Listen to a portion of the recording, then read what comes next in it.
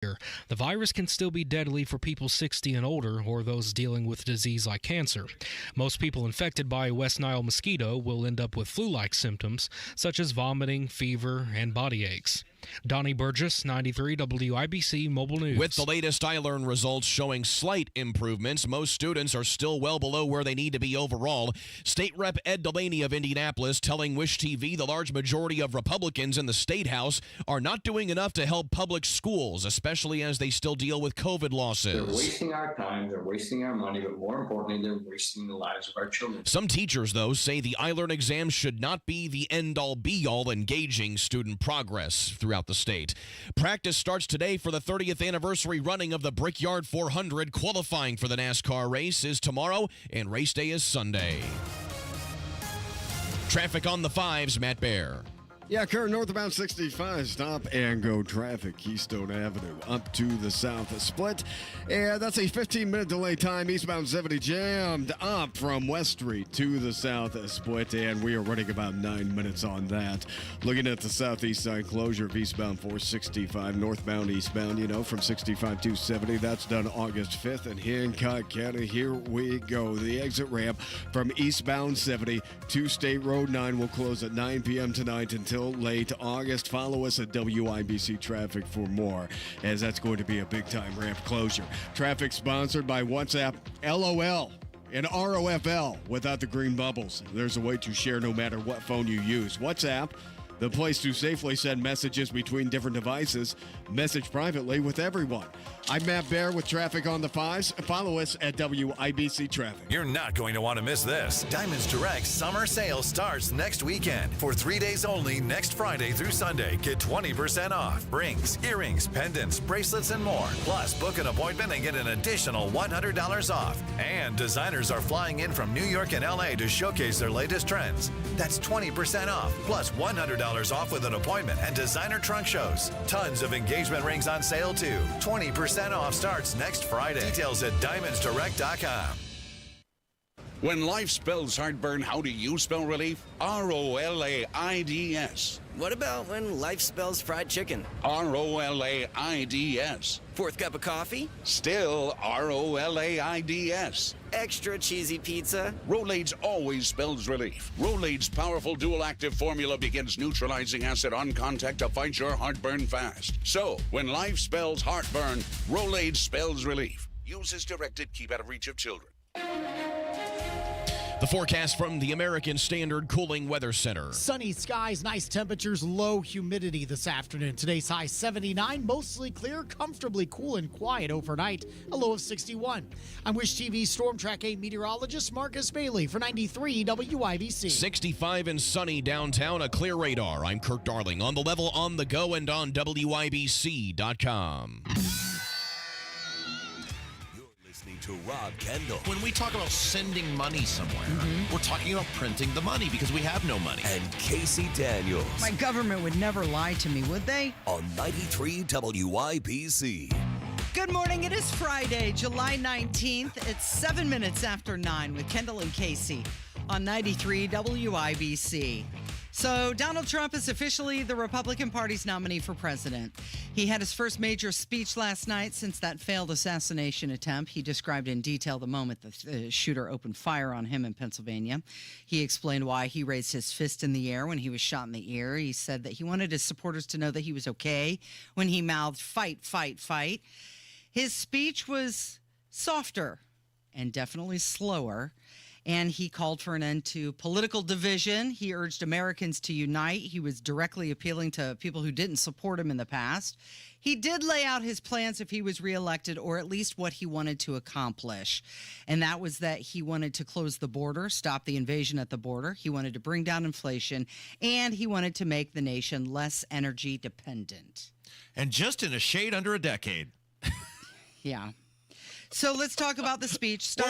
Why don't we start with the good, right? Okay. Why don't we start with the good? Sure. Night 4, like night 2, was much better than night 3. It was like so weird how this was the same convention run by the same party, and yet the even nights felt and sounded so much different than the odd nights. Because we said the same thing about night 2.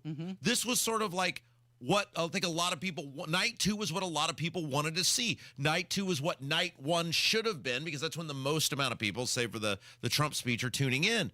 And I felt like night 4 was sort of the same thing as compared to night 3. The Hulk Hogan stuff, I was totally wrong, Casey. The Hulk Hogan stuff was excellent. It was the highlight of the whole event.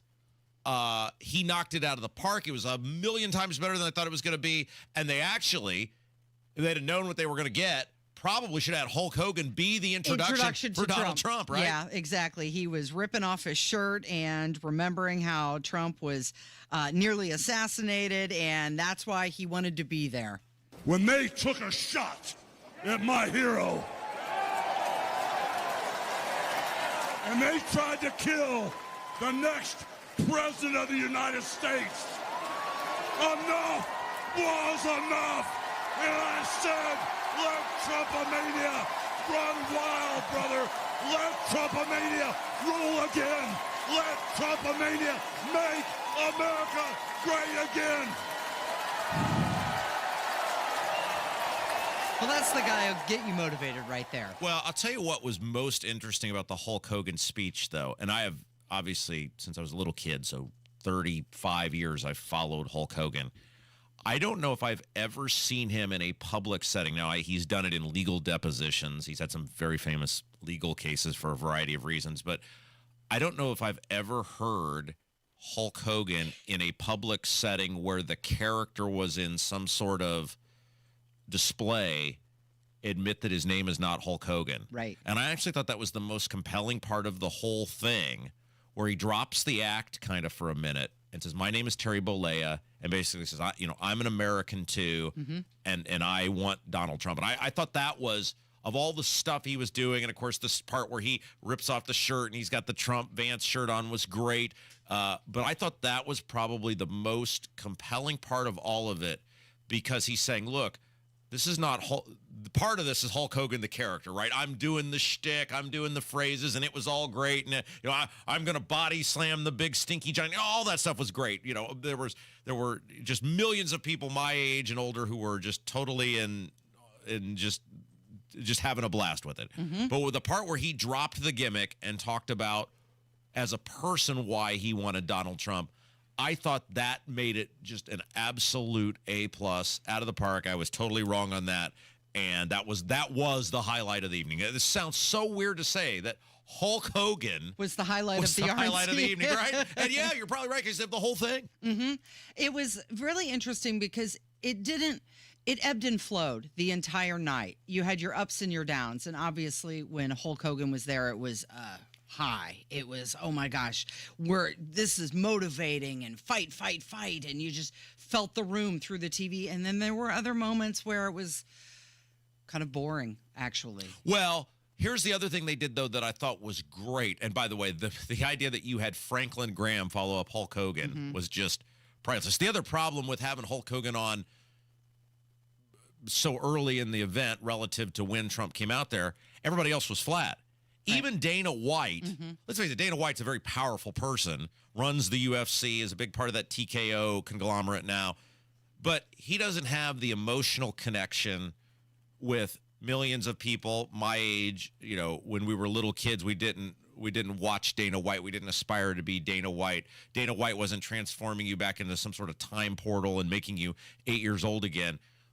Hulk, everybody else fell flat after Hulk because it's so crazy. How do you follow that? He was so damn good. Yeah. He was great. How do you follow that? Now, in hindsight, you say, okay, well, the guy spent 40 years cutting promos on people. He just basically went out there and cut, a great promo. But he still had to do it. He still had to knock it out of the park. He was better than any politician. He was better than any of the kids. He was the best. And I think but one of the things I thought they did well on the final night that they had not done leading up to was they put on multiple occasions Jesus Christ front and center. And you had that pastor from, I think it was Detroit, the black pastor from Detroit, who was excellent, who was early in the evening. And then to have Franklin Graham in a primetime meat and potatoes, highly watched spot, I thought was absolutely excellent. And it seemed like throughout much of this convention, they were steering away from traditional family values. They were steering away from God. They were steering away from putting Jesus Christ front and center. And they did that last night. And I think that made a lot of people who were feeling left out. And look, you can chuckle at this or dismiss it. There's a lot of conservatives who feel like the Republican Party has left them, is leaving them. This idea of this big tent thing, when they hear big tent, because they've seen it too many times, it means we are forced to give up what we believe in to attract somebody who doesn't like what we believe in. And I think that helped a lot of people last night. Well, it was definitely, you could tell it was a populist movement instead of a conservative movement. They wanted to get as many people in the group as they possibly could. And they were trying to demonstrate that with Hulk Hogan, with Amber Rose, and then with Graham. I mean, it was the full spectrum of everything. And they were saying, by putting all of this different people and just the different generations, the World War II vet and the grandchildren, they want everybody. And that is definitely a movement towards the populace. The length of Trump's speech, can we talk about that? Well, why don't we take a break? Because I want to get into the speech, because there were parts of the speech that were phenomenal. The first 20 minutes was an A+ with bonus points. And then, and this is such a Trump thing, he just didn't know when to quit. So why don't we get into, we'll talk about the good, because there was a lot of good. And then there was some not so good. All right, that's coming up from 93 WIBC. Tony Katz. Secret Service is pushing him out. Not fast enough, and I'd fire everybody. There are very few people in the Secret Service who would remain if I was in charge. How Donald Trump was not pulled by his belt loops off that stage and into a waiting car is beyond comprehension. Well, there are a couple of reasons for this, and we're going to get into it. Tony Katz, mornings 6 to 9 on 93 WIBC and WIBC.com. Hey, race fans, this is Tim Wicker from Electric Plus. When you're looking for an electrical contractor to take care of your next construction project, facility upgrade, or simple maintenance work, make sure you call Electric Plus to give you a professional and top-quality project with the best team members in the industry. Just like race car drivers desire to be the best, the mission of Electric Plus is to be the best electrical contractor, period. Visit our website at electricplus.com to see how we can take care of your electrical needs. Join Mark Patrick Seminars and lose the weight or stop smoking guaranteed. Early bird special only $49.99. Hypnosis designed to destroy unwanted cravings. Seminars are Thursday, July 25th at the Holiday Inn Indianapolis Airport. Weight loss seminar 5:30, stop smoking seminar 8 p.m. Or Saturday, July 27th at the Holiday Inn Express and Suites Indianapolis Northeast in Noblesville. Weight loss seminar 11 a.m., stop smoking seminar 2 p.m. Register now at markpatrickseminars.com. That's markpatrickseminars.com. Oh no, stomach issues again? Stomach issues? Who are you? Your pancreas. I could be the real reason for your diarrhea, gas, bloating, stomach pain, or loose oily stools. I thought it was my stomach. People often do, but any of these symptoms could mean having a condition called exocrine pancreatic insufficiency, or EPI. With EPI, the pancreas doesn't release enough enzymes to break down food, but EPI is manageable. Use the symptom checker on identifyepi.com and speak with your doctor. That's identifyepi.com. Sponsored by AbbVie. Fox, CNN, other news sources are reporting home prices are expected to decline into 2025, even after the election.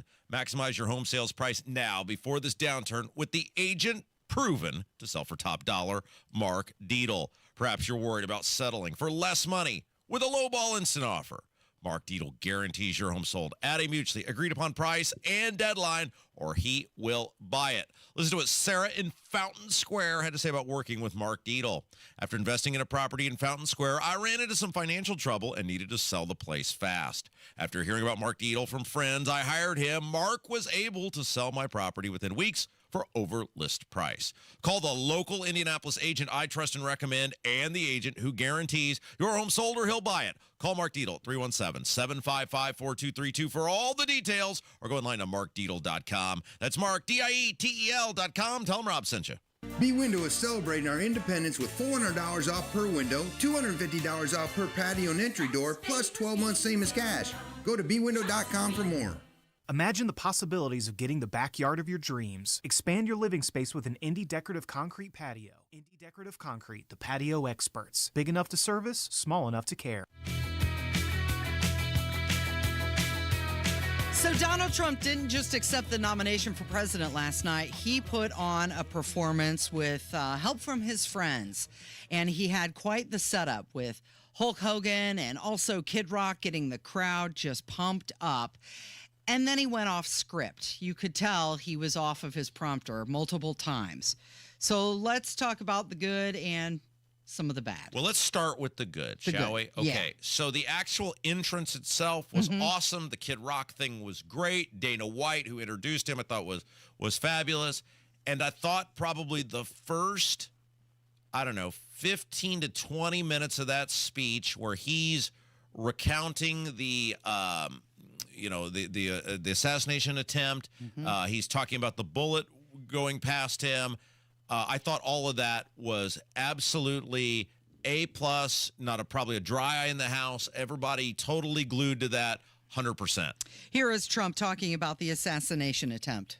Turned to my right and was ready to begin a little bit further turn, which I'm very lucky I didn't do, when I heard a loud whizzing sound and felt something hit me really, really hard on my right ear. I said to myself, wow, what was that? It can only be a bullet. And moved my right hand to my ear, brought it down.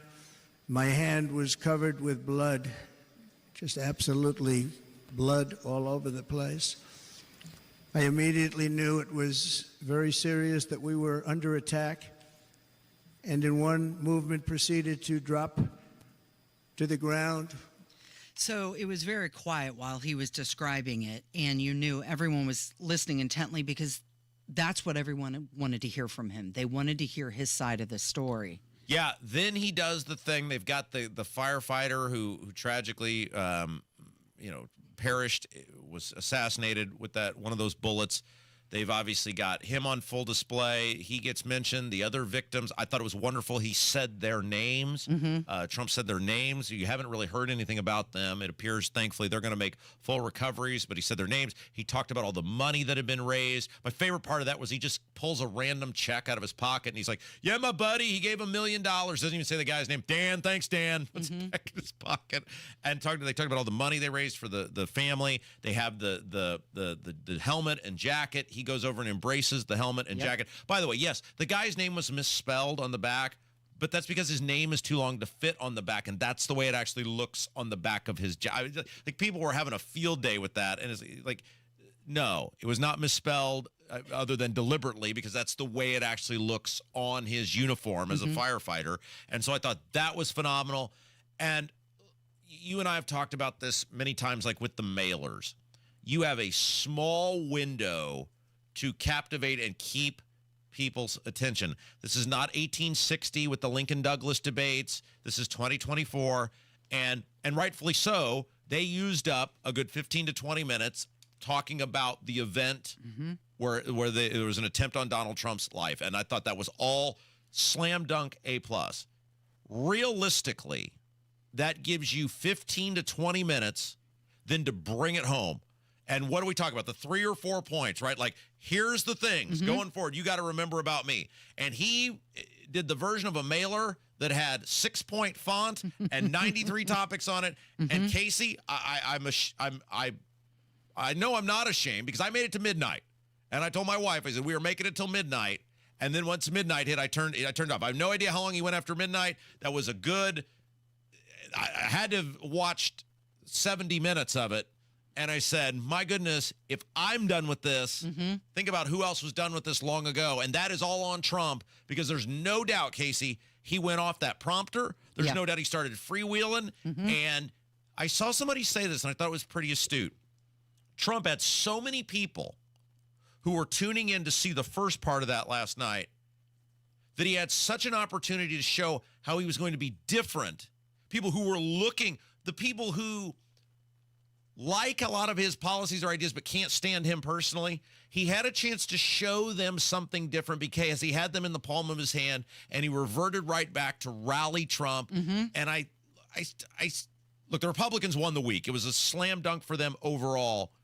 but he really missed an opportunity there with where he went after that first 20 minutes. He did. He started out strong. He actually ended strong, but it was the middle area. You definitely walked away knowing the three major points that he wanted to get across, and that was that he wanted to close the border, he wanted to bring down inflation, and he wants to drill, baby, drill. He said it multiple times, make the nation less energy dependent. But it was the middle area where he, I think, lost a lot of people. Now, fortunately for him, the media is going to be replaying his good clips over the next 24 hours. But it was too long. He was rambling in many areas. He did seem a little softer than he has in the past, and that's a good thing. He definitely was trying to, I think, connect with the crowd in the room more so than the eyeballs that were on the television, which maybe was a misstep. And it did go very long, and I kept thinking, boy, this is exhaustive. Thank you. And are we all pulling all-nighters tonight? Because he kept everybody up. And if you want to know how long it was, that speech was 92 minutes long. That is the longest presidential nominee acceptance speech since 1984. The next closest one was 75 minutes long, which was also him.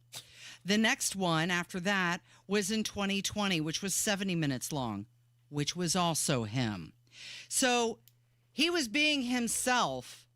It was just himself on steroids. He played, and this is the interesting thing about this, and I was thinking about this in real time as it was going on. For a event of 4 days, to the consternation of many conservatives, that was all about bringing more people into the process and trying to speak to as many people as possible, he spoke to the diehards last night. Mm-hmm. That rally, or that speech, was a rally speech. I've been to enough of them. I know a prompter speech for Trump, and I know a rally speech for Trump. And that was just fascinating to me, that this whole thing was about, well, we got to get more people in. We got to get to more people. We got to, this and that. And then the speech became, after doing it, he did it the first 20 minutes. He totally did it. Again, I cannot tell you how good that first 20 minutes was. A+, knock it out of the park. And then it's just like, what are we doing here? And by the way, still no specifics, right? He went for almost 100 minutes, and you got almost no specifics on anything. Look, I'm sorry, but I think he did give a couple specifics. When he was talking about the border, he said he wants to finish the wall. He did talk about how much it costs and where he got that money from, and that leads you to believe he's going to do that again.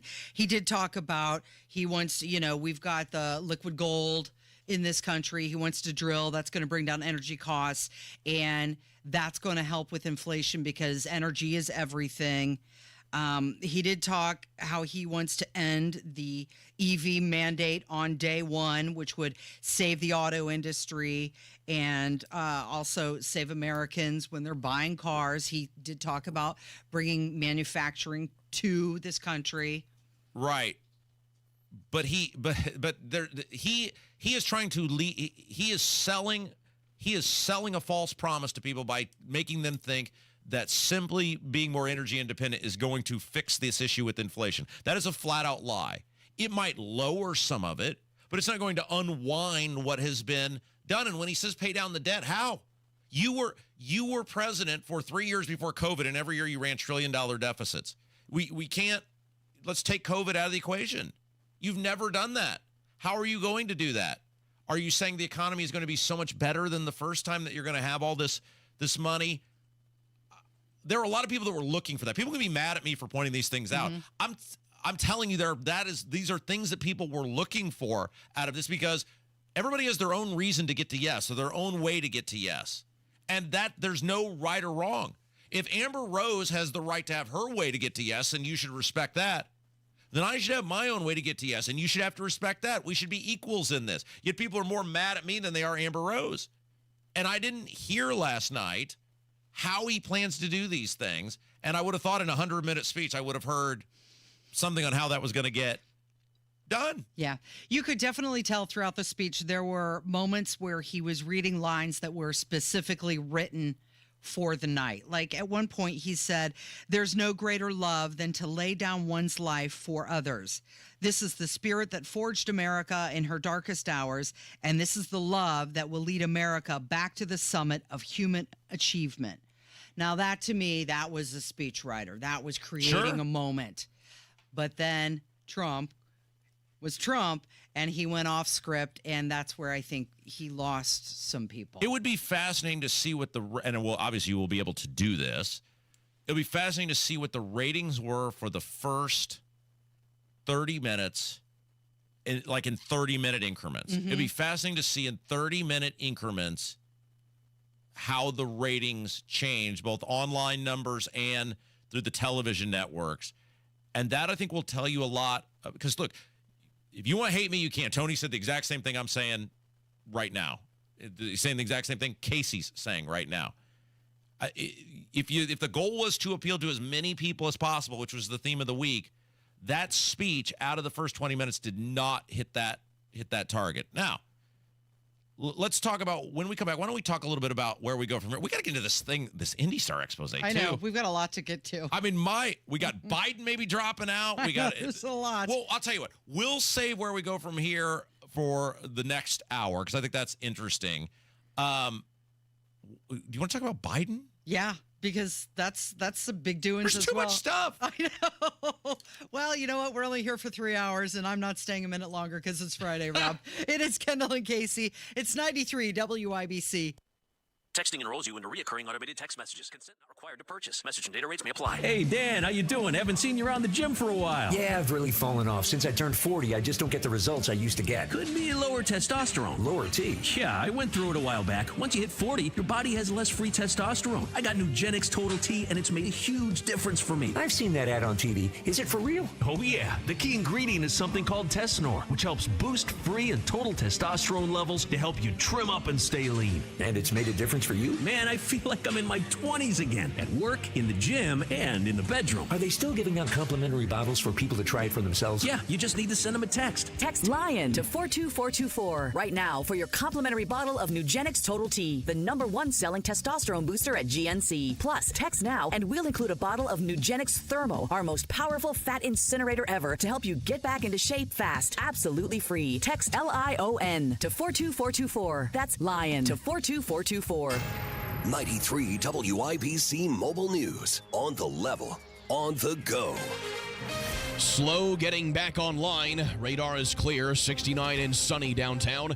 I'm Kirk Darling. Here's what's trending at 9:30. A massive tech outage has many businesses, airlines, and much more slow to get going today. Fox's Tanya J. Powers. Problems from the internet outage that grounded flights and knocked hospital systems and banks offline around the world are gradually getting back to normal, but it's a slow go, especially with air travel. Cybersecurity firm CrowdStrike said the outage was not a security incident or cyber attack, but a faulty update to computers running Microsoft Windows. CrowdStrike says it has deployed a fix, but ripple effects like hundreds of flight delays and cancellations in the U.S. alone are expected to linger. Tanya J. Powers, Fox News. Donald Trump is the Republican Party's nominee for president. With faith and devotion, I proudly accept your nomination for president of the United States. Thank you. Trump speaking at the Republican National Convention in Milwaukee last night, his first speech since someone tried to assassinate him last weekend at a campaign rally in Pennsylvania.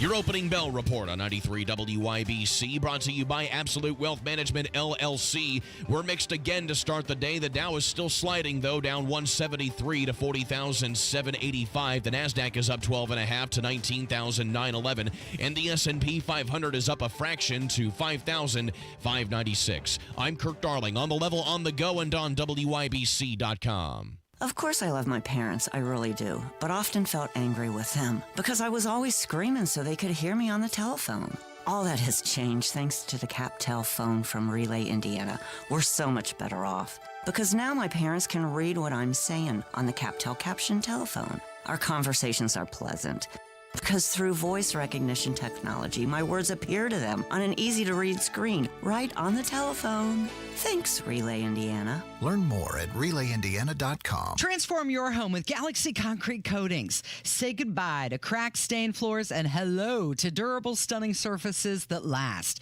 Their cutting-edge technology ensures a beautiful finish every time, and you get to pick out from their many colors. Upgrade your home today like I did.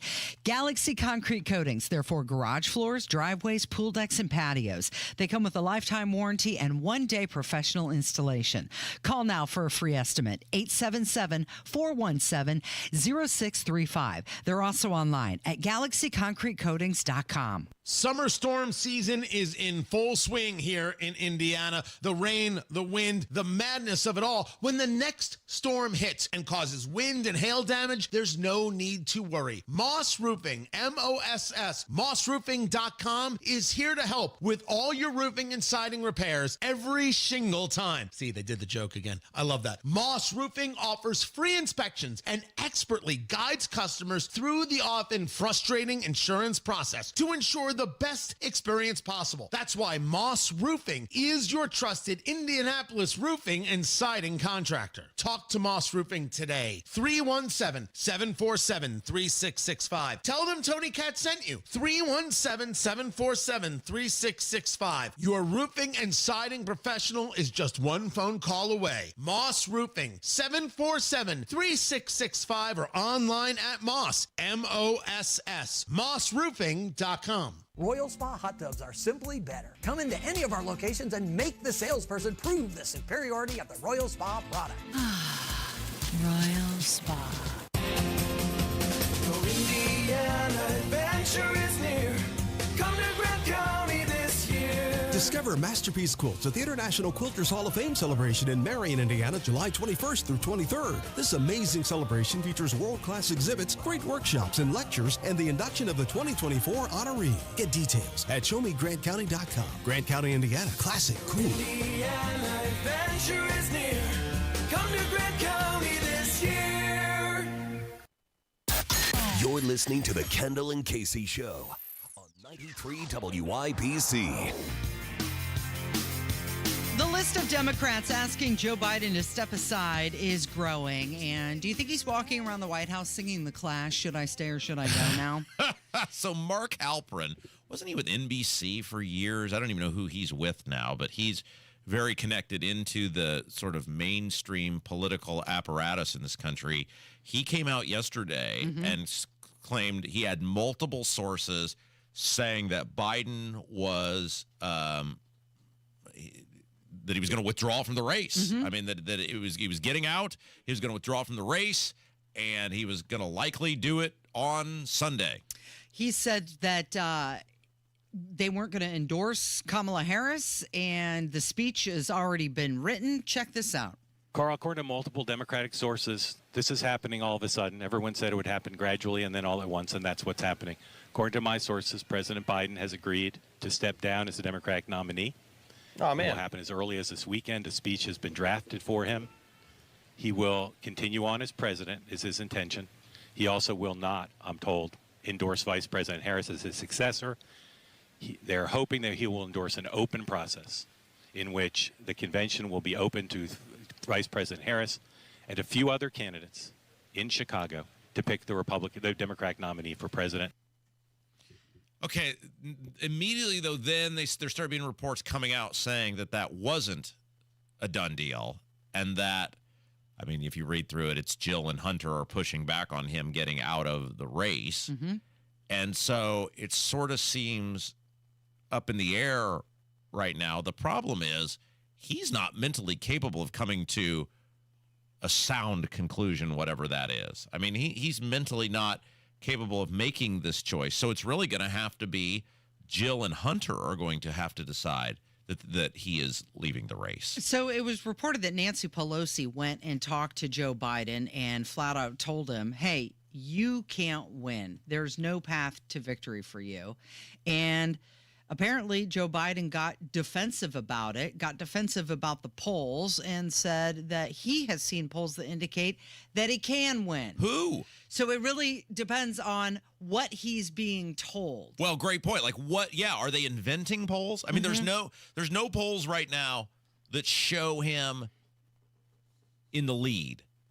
He is just various levels of behind, and the biggest problem for him is he is now losing ground in all of these swing states. He's not only behind nationally, he's behind in all of this. It's not like, well, he's down in 5 of them, but 3 of them are within the margin of error, and hey, it's a very close thing. He's losing ground, and there's nothing. And the realization of the people around him, not named Jill or Hunter, is that there's nothing he's going to be able to do to win these people back. And now the problem becomes, and you saw John Tester in Montana say he should get out. These down ballot candidates are coming to the verbal and public recognition that they're about to go down with the ship with him, and screw that. They ain't doing that. Nope, they'd rather have somebody else. But is the somebody else willing, ready? Do they want it? Is recognition a word? Realization. Realization. Did I make up a word? Possibly. Wow. I pulled a Biden. Good for you. There were rumors even that Kamala Harris was speaking with different people about potentially being her running mate. But here's what you have to consider. Was it like $300 million that Joe Biden has in, campaign finances, and the only other person who can touch that money is Kamala? So if delegates choose somebody like Gavin Newsom or Gretchen Whitmer, they can't touch that money. They're going to have to start from scratch. So are the delegates willing to walk away from money that's a little misleading, though. There's all sorts of people that he can transfer it to. There's super PACs, etc. So, I mean, he'll be able to dictate who he wants if he wants anybody. There's no way they're hopping over a black woman, though. It doesn't matter who Joe Biden wants. There's no way unless Michelle Obama comes out and says, I want to be president of the United States, that the Democrat Party is going to hop over a black woman. Like there would just be like literally probably riots. We've seen how it goes, Casey, right? There would probably literally be riots in the street if they don't pick Kamala Harris, if Michelle Obama doesn't want to be president of the United States. Well, speaking of black women, in the MSNBC studio, they announced a poll showing that there was a 31% drop in black women planning to support Joe Biden. There was a poll out today, a poll of African-American women showing a 31-point drop in support from 2020 to 2024 in terms of plans to vote for President Biden. So does Joe Biden know that? Has he seen that poll? He can't be forced out. This decision has to be made by him. Does it? Well, he's the one who has to articulate it. Well, anyway. okay, thank you. He's the one that's got to read the words on the paper, right? Yeah. This is going to be fascinating because clearly Mark Halperin is going to look like a complete idiot if this doesn't happen. And I think he's got a little bit of integrity about him where he would not want that to happen. And so I tend to believe that he has been told this. Now, again, whether it goes forward or not. Now, here's what's interesting, and I tweeted this last night. Right now, it is Biden's inability to do the job that is driving the Trump campaign. Polling shows it. You look at the data, the internal parts of the polling, it all shows it. Trump has elevated based on Biden's actions. If Biden is no longer the vegetable boogeyman, then it becomes a battle of ideas, which brings full circle to some of the things I've been talking about, which is you've got to lay out what you're going to do and how you're going to do it and make people believe in your ideas and your ideals rather than just saying this guy is too old and feeble-minded, because now you will have somebody to battle back against you. Kamala Harris is an idiot. She's totally unqualified to be president of the United States, but she will be able to punch back. She will be able to speak back. She will be able to form sentences. She will not shake hands with the air. She will not talk to dead people. She will be able to walk off the stage. It becomes a completely new ball game if it's anybody other than Joe Biden up there. I saw a lot of people yesterday commenting about, oh my gosh, look what they're doing to Joe Biden. They're trying to force him out, and he has COVID, and he's done all these great things for the country, and how could they treat him this way? And he's done so much for the country. And I thought, are they trying to beat sympathy with sympathy? Because right now, Donald Trump has a lot of sympathy in his corner. And then when I see all these people making these comments from the Democrat side of things, Are you trying to beat sympathy with sympathy? Like an assassination attempt, it's greater than COVID. Well, I think, look, there's no doubt Kamala Harris hates Joe Biden, right? I mean, look at what she said about him when they were debating each other in 2020. Well, and the fact that it's being reported that if Joe Biden does step down, he's not going to endorse her. Right. So the meal ticket, if you're a Biden person, the meal ticket, the train is leaving the station. That's what all of this stuff is always about. Sustainment of self, right? Mm-hmm. That's what it's always Preservation. about. Preservation. Yes, thank you. These people don't care about anything other than themselves, and their air quote love for Joe Biden is about nothing more than, oh my gosh, if Kamala gets in here, she hates Biden. By extension, she will hate most of us, or does hate most of us, and she's going to bring her own people in. And we're on the first train out of town. Okay, so it's being reported that if Joe Biden steps down, it may happen this weekend. They specifically said Sunday or early next week. Can we really handle 2 weekends in a row? Back-to-back weekends? Hey, we got to talk about this Indy Star expose on Thomas Cook. Yeah. This is incredible. He is a guy that we have told you about for years on this show, on other shows on this radio station, the right-hand man to Joe Hogsett. And Indy Star, we talked about this with Indy Star before, their ability when they want to do straight reporting, how good a job they can do. And they did some digging. And oh my gosh, what a train wreck this guy is. It's on the way from 93 WIBC.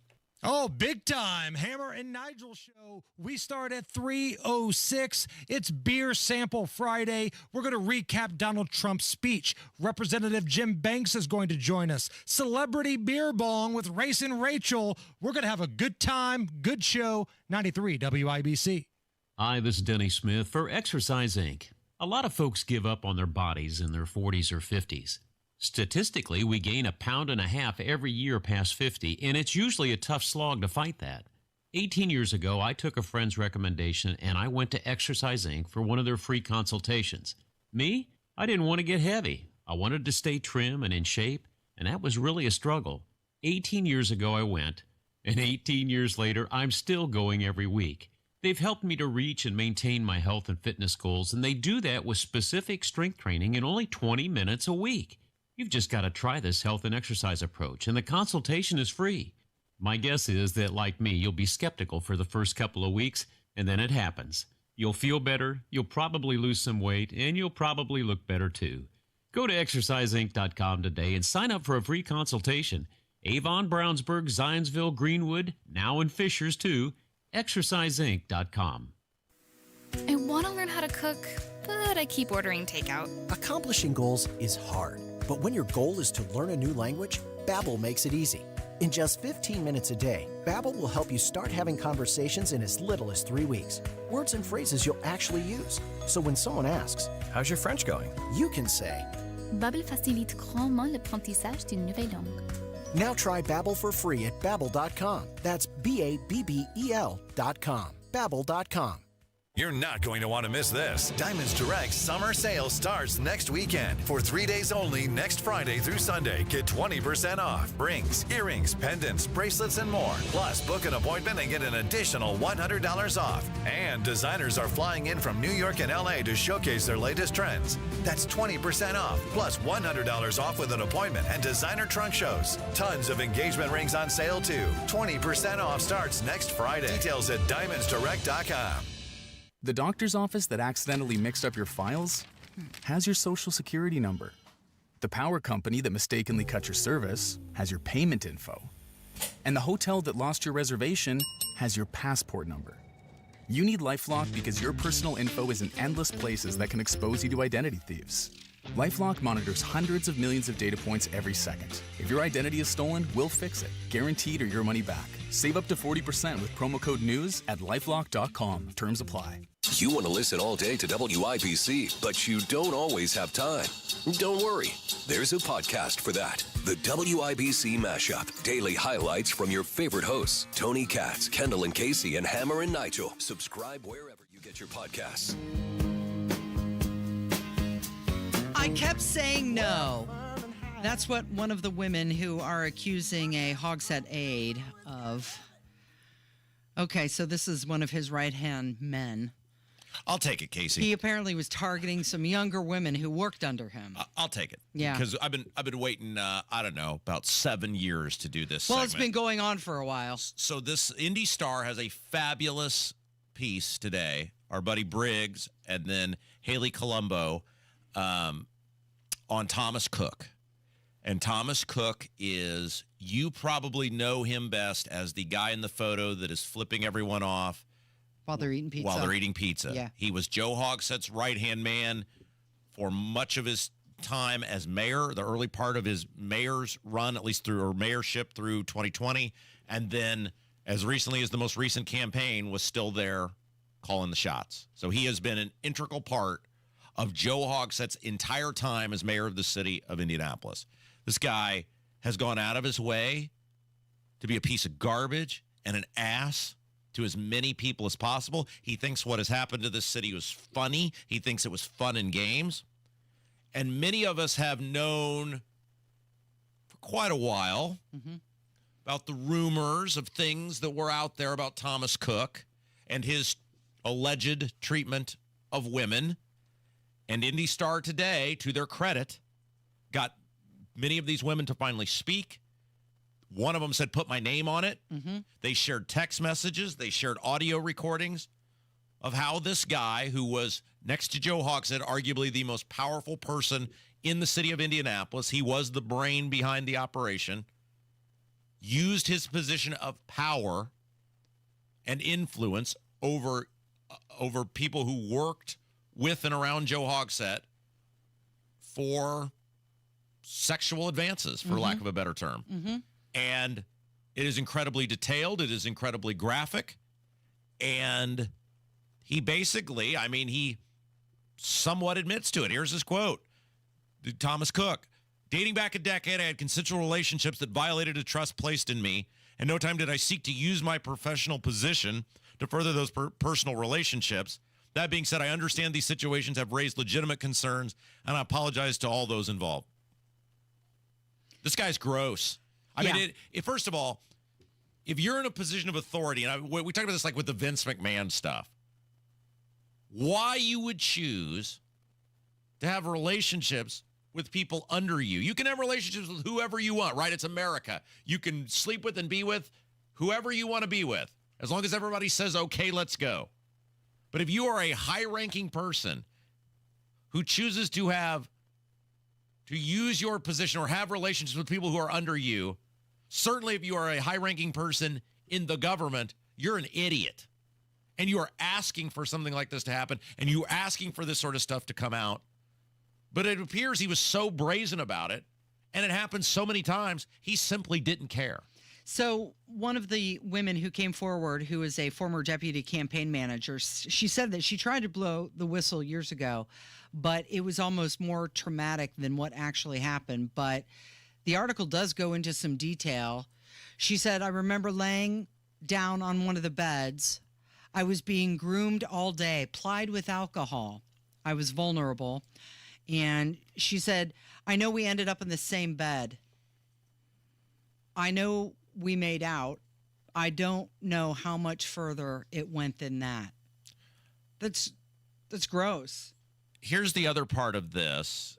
As bad as Cook's behavior is, it's very clear Hogsett knew about it. Yes, because he was reprimanded 3 times. The mayor's office, according to Indy Star, spent nearly $43,000 on investigations and resulting sanctions surrounding Cook's behavior. This went on for years. They threw him out in 2020 because of it. Now, he resigned, but it's very obvious from this article he was going to get the boot. Hogsett had reached the up for which he could not stand, and it's clear he gave this guy every opportunity to get his act together. He simply wouldn't do it. And then, and this is the question Hogsett's got to answer, Hogsett brought him back for the most recent mayor campaign. Now, it was an unpaid role, but he brought him back, and he was basically running the shots over there. Hogsett knew about all of this stuff that was alleged to have gone on. There appears to be very strong evidence supporting these women's claims and admissions from Carl Cook in these Thomas Cook, in these text messages Thomas Cook appears in many of these text messages to corroborate what these women are saying. Hogsett knew about all of this and yet still brought him back. Mm-hmm. Still brought him back, Casey. So all of these women were younger women, and Cook promised to advance their careers. He gave them compliments and poetry and gifts and many, many texts. And one of the women, who is unnamed, said that she was too scared to say anything because she was afraid of the consequence of losing her job. And yet the main guy, the mayor, knew about it, knew this was going on, and did not stop it. Relationships with coworkers are fine as long as everyone's consenting. Relationships with people outside of your work are fine as long as everyone's consenting. But if you are the second most powerful person in a city and you are engaging in multiple relationships in which there appears to be a large amount of evidence that you are using your power and influence not only in city government, but also in the campaigns related to Joe Hogsett running city government, to make women feel they had to have some sort of relationship with you. I mean, it's wrong, but it's also stupid. It's amazing it took this long. That's the question, because this stuff had been out there. These rumors have been out there for years about this guy. Mm-hmm. And he was so brazen about his behavior, and he went out of his way to be awful to people. Good on IndyStar for running this article. Good on them. Great work by Briggs. Maybe we'll try to get him come in and talk a little bit more about this. And Haley Colombo, they did a fabulous job with this. And this is when we talk about the value of IndyStar, right?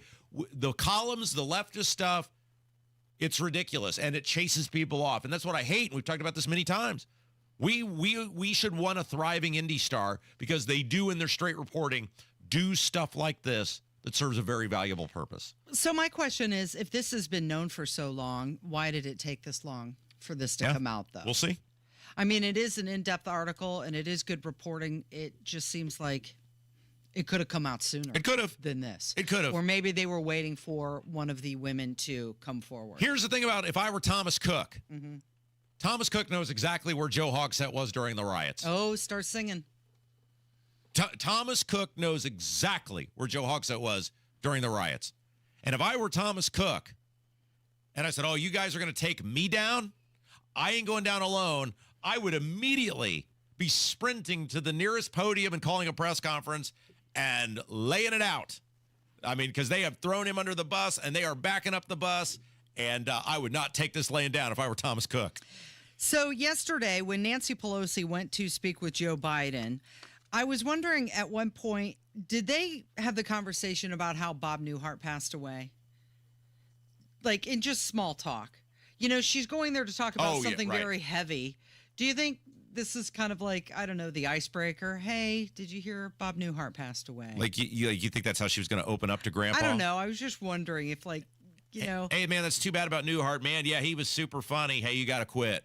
Is that how, in your mind, Casey, is that how it went down? If they even discussed it at all. But it did come out that Bob Newhart passed away at the age of 94. He passed away in Los Angeles. Of course, you remember him from the hit TV series, The Bob Newhart Show, and then also Newhart in the 80s.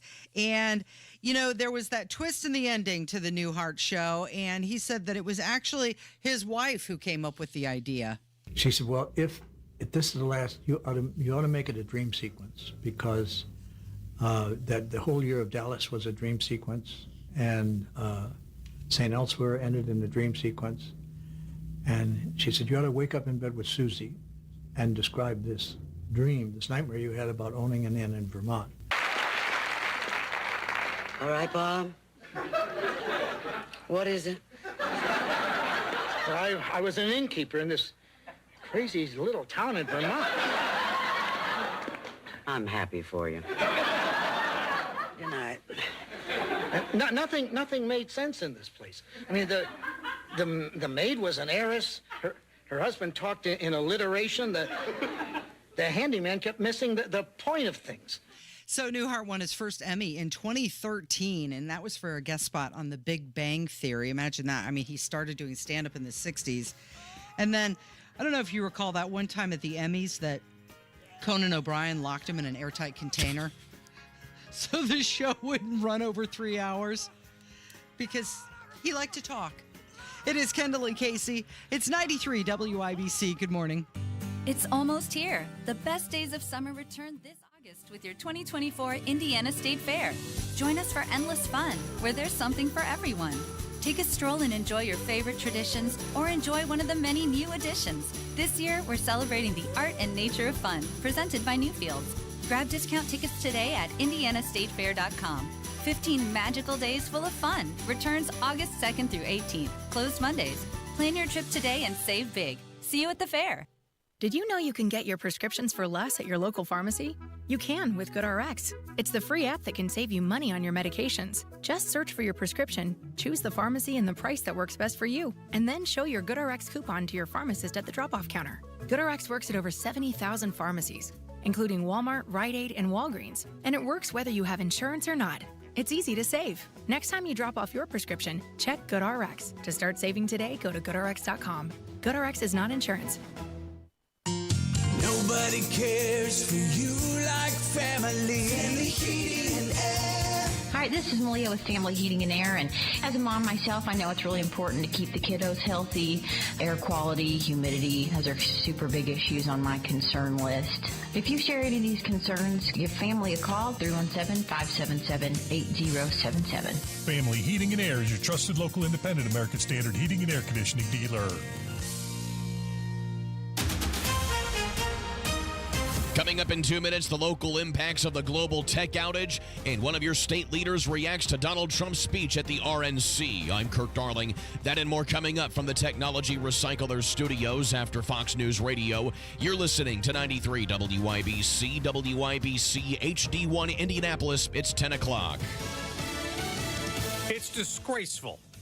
I'm Dave Anthony, Fox News. That is the Wall Street Journal publisher's reaction to Evan Gershkovich's conviction today in Russia, denying that their American reporter is a spy and adding journalism is not a crime. Evan Gershkovich has been found guilty on espionage charges and sentenced to 16 years in Russian prison. The 32-year-old was accused of gathering secret information on behalf of the CIA, but the U.S. government classifies him as wrongfully detained, and President Biden has called on the Russian government to release Gershkovich immediately. Fox's Ryan Schmelz. While Russia keeps waging war in Ukraine, former President Trump is expected to talk today to Ukraine's President Volodymyr Zelensky. The former president vowed last night, I will end every single international crisis that the current administration has created. He also promised to bring inflation down and stop illegal immigration as he accepted the Republican nomination at the convention, calling for unity. I am running to be president for all of America. He also thanked God he's alive. I'm not supposed to be here tonight. Not supposed to be here. Yes, you are. As the former president spoke about the assassination attempt for the first time, he also led a moment of silence for Corey Comparator, the Trump supporter killed in the shooting. And now this morning, there's a motorcade procession leading to a funeral service in Pennsylvania for him next hour. Another Democrat in Congress has publicly called for President Biden to drop out of the race amid concerns about his mental fitness. The New York Times reports the president is accepting the possibility. The New York Times reporting is absolutely wrong. Biden campaign co-chair Cedric Richmond tells CMSNBC. The president has said that he is running. It's the end of story. It's a frustrating travel day with long lines at airports after a global IT outage that is being resolved. There are more than 4,000 flights canceled or delayed in the U.S. alone. It's also affected banks and hospitals and more. America's listening to Fox News. 93 WIBC Mobile News. On the level, on the go. The impact in Indiana. It's sunny and 70 degrees downtown. I'm Kirk Darling. Here's what's trending at 10:02. A massive tech outage, as you just heard, has impacted businesses and airlines all across the world today. Some flights were delayed or even canceled at the Indianapolis International Airport early this morning. There are some long lines there now.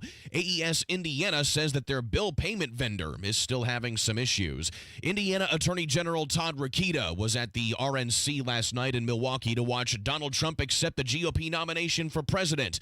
Rokita says the whole convention delivered. He attempted to murder President Trump. You know, he put a resolve, I think, on the convention. He tells Tony Katz on WIBC that Republicans have a message that will resonate with the whole country this election. It was the founder of a prominent organization against gun violence in Indianapolis who was killed in a shooting on the north side on Thursday. They arrived on scene and located an adult male inside a vehicle with injuries consistent with a gunshot wound. IMPD officer Amanda Hipschman. That man was Ron G., who was the founder of Ceasefire Indy. Police are looking for whoever shot him. For most people, West Nile mosquitoes aren't anything to worry about, but Donnie Burgess reports the disease can be deadly for some. If you're 60 or older or deal with something like cancer, a bite from a West Nile infected mosquito could cause severe nerve damage, inflammation, or even death in the most severe cases. The Indiana Department of Health announced Thursday the first confirmed transmission from mosquito to Hoosier this year has happened to someone in Lake County. For most people, a West Nile infection will result in something like the flu.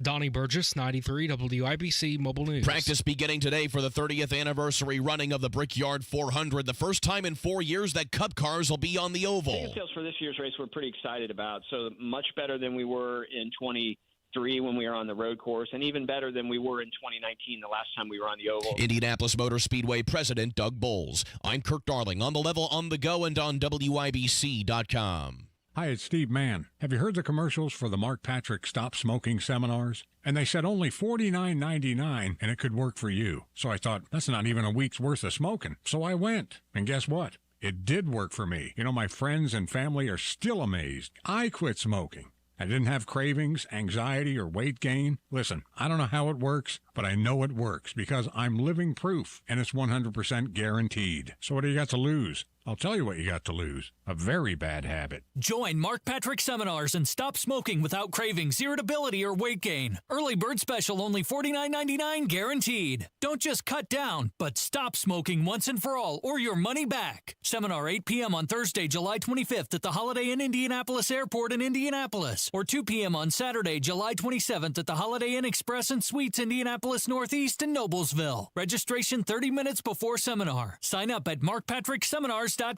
That's markpatrickseminars.com. You're listening to Rob Kendall. When we talk about sending money somewhere, we're talking about printing the money because we have no money. And Casey Daniels. My government would never lie to me, would they? On 93 WIBC. Casey, question. What's that, Rob? Is there anyone living that you would pay to meet? Okay, you put the living caveat there, which makes it really, really hard. Right. They have to be breathing and taking nourishment on this earth right now. Is there anyone you would pay money to meet? Pay money? How much? Well, I'm going to let's just start at a low bid, all right? Is there anyone you would pay $30 to meet? Oh, sure. I'd pay $30 to meet Donald Trump. Okay, you would pay $30 to meet Donald Trump. Yeah. Anybody else? Like any celebrities? Anyone else comes to mind? I mean, the King of England. Yeah, you would pay $30 to meet Charles? Absolutely. All right. How about $100? Yeah, I'd probably go there. You would pay $100 to meet Donald Trump and the King of England, or just Donald Trump? Both. Okay. How about $200? Would you pay $200 to meet Donald Trump and or the King of England? Yep, I still think I would. Boy, you are in it. All right. How about $500? Okay. Now we're getting into some. I gotta ask permission to spend that kind of money. Yeah, Donald Trump. You would pay $500 to meet Donald Trump. I think it would be fascinating. Okay. How long do I get to meet him? Like, do we get to? Is it just like a handshake? Is it a cattle call?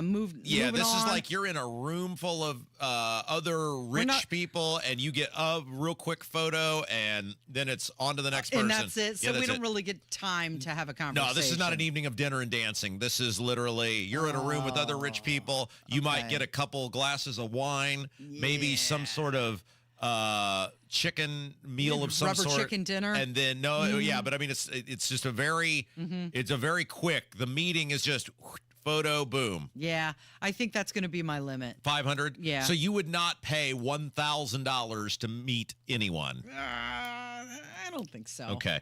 Well, then you will be out of luck because that is the price to meet the Republican nominee for vice president, J.D. Vance, who is coming to the state of Indiana on Wednesday, July the 24th. Oh, I'm out, huh? So he's going to be in Fort Wayne next week for a fundraiser. Yes, that's correct. And the entrance is the minimum. Yeah, that's correct. $1,000. Yes, that's right. What about you?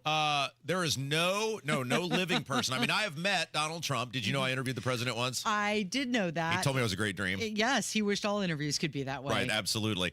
And you actually got to spend time with him. I did. It wasn't just to shake your hand, take a picture, and move on. He was so impressed. We talked afterwards for a while. It was a Field of Dreams moment. I've also met Bruce Springsteen, and that only cost me $35. Also got an autographed book out of that, which I sold for $200. So I made money. You made money on that Absolutely, deal. that's correct. Yes, absolutely. So I don't think there's any person I would pay money that's living to meet.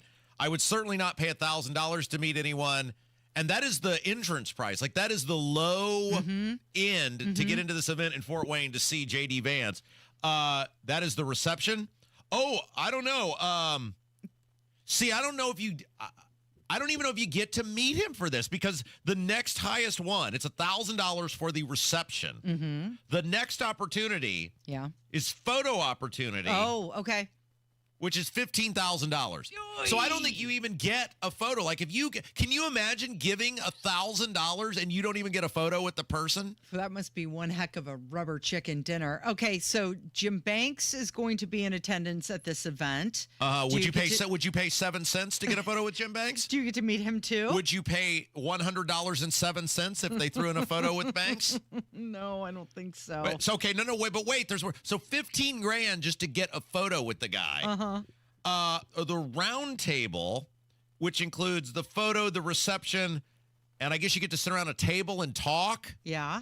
$25,000. You get to talk with J.D. Vance at the table, or just the random people that are sat next to you? Well, I'm sure there's going to be some idiot next to you who you don't know nor probably care for, but he'll be at the same table as you will. But J.D. Vance is at the table. And host committee, I don't know what that means, but you got to give $50,000 to be that. Okay. So this is interesting, right? Because we just heard about the party of the working man thing, right? That was the spiel. We had the Teamster guy, and we had Vance and all these people about how the little guy and the small business guy.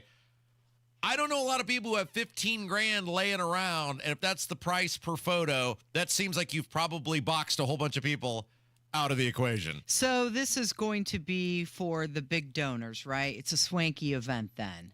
It's for the people who have more than me. I'm just saying it's sort of a weird opening salvo that this is what we're doing when the whole premise of Vote for Us is we're for the little guy.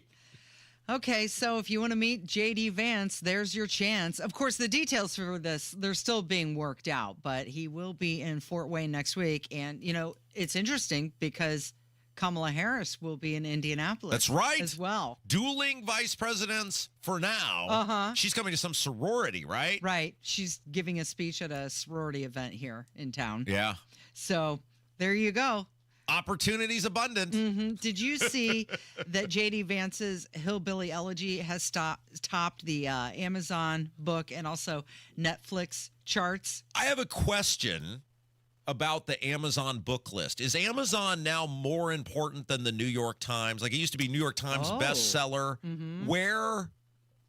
Where do we what is that was the standard, right? It's New York Times bestseller. Oh my gosh, that's the best book in all the world or the country or whatever. Right. Where are we at now? That was always the goal. With Amazon obviously being this huge financial juggernaut, commerce juggernaut, so many people working their way, obviously their purchases through Amazon these days. Amazon is the creme de la creme, right? Like, whatever Amazon says is number one, that's the biggest book in the but don't you think the New York Times holds a little bit more prestige?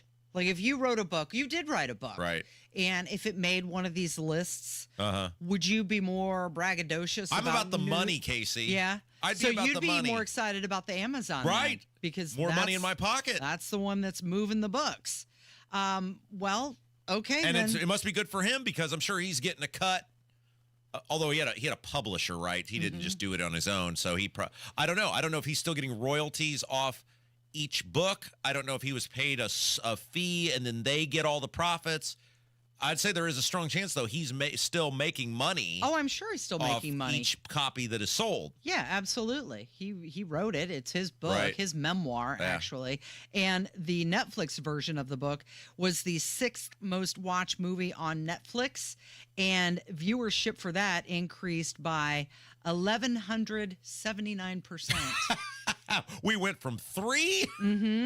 3 people saw it to 1.5 million. Yeah, well, good for him. Yeah. He's making a bunch of money. Good for him. Okay, now, did you see the cover of New York Magazine? People are a little disturbed by this. This is with Trump and Biden. They're both, it's obviously superimposed. They have superimposed their photos on other people's bodies, and it's 2 fat old guys standing on scales. Yep, they're standing there in their underwear. So the reaction has been not great for this cover of this magazine. Did you notice that they gave Donald Trump a farmer's tan? Yeah, I did that, and Trump appears to be a lot fatter than Biden is. The problem with Biden's body is it's not nearly wrinkly enough. Well, it's not really his body. Well, I know, but I'm saying if they were going to try to find a realistic, they clearly went out of their way to try to make Trump orange in the parts you could see. Right. So if they were going to do that, I would think, in order to be fair, that body is not anything what Joe Biden's body actually looks like. So they put Joe Biden in boxers and Donald Trump in briefs. They're calling it the health issue. Oh. And they have these 2 older men naked on scales. Yeah. It is Kendall and Casey. It's 93 WIBC. We mentioned we were going to talk about some of the things that Donald Trump said in his speech last night.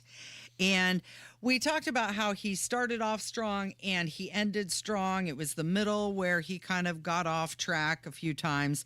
But here is one of the parts at the ending where he's delivering a somewhat powerful message. Last Saturday, make anything clear, it is that every single moment we have on earth is a gift from God.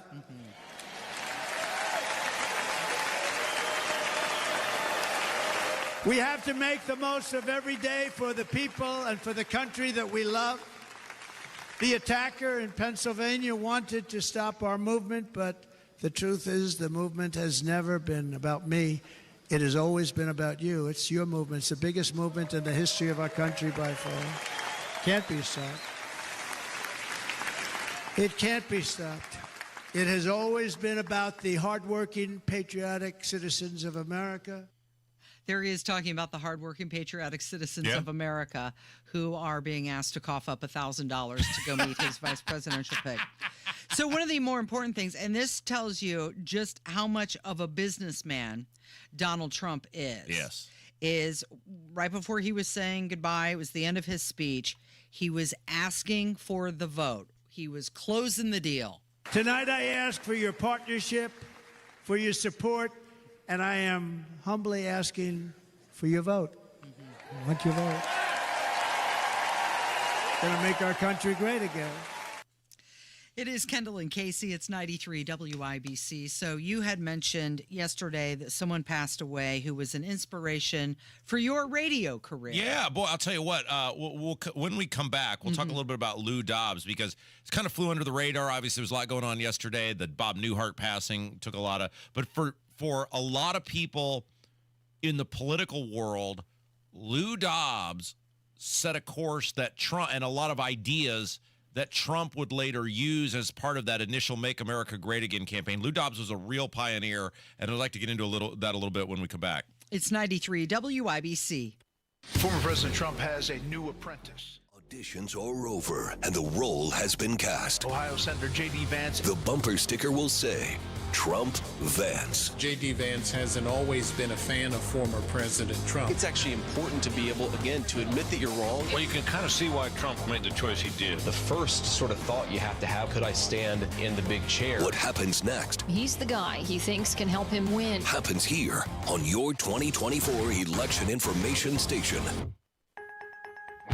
The search for the temporary fix. It's led you back there again, in the pharmacy aisle, looking for the new and improved pill or spray that will clear up your stuffy nose. And you'll give it a try because at least it helps you breathe, right? Yeah, it does. And it may work, but it's hurting you more than it's helping. I'm Dr. Madan Kandula with Advent, where we've pioneered simple solutions to nasal breathing problems without the pain and inconvenience of surgery. In-office procedures like balloon sinuplasty require 0 surgical cuts, little to no downtime, and can have you breathing better in less than 30 minutes. There are few, if any, practices that have been performing the balloon sinuplasty procedure longer than Advent. That's why we're a global destination for those living with nasal breathing problems. Visit AdventKnows.com to see if you're a candidate for balloon sinuplasty, because Advent knows when you breathe well, you live better. Breathe well with simple solutions. AdventKnows.com. Hi, it's T. Brian Hayes here from the Retirement Money Matters Show. 2024 is more than half over, if you can believe it.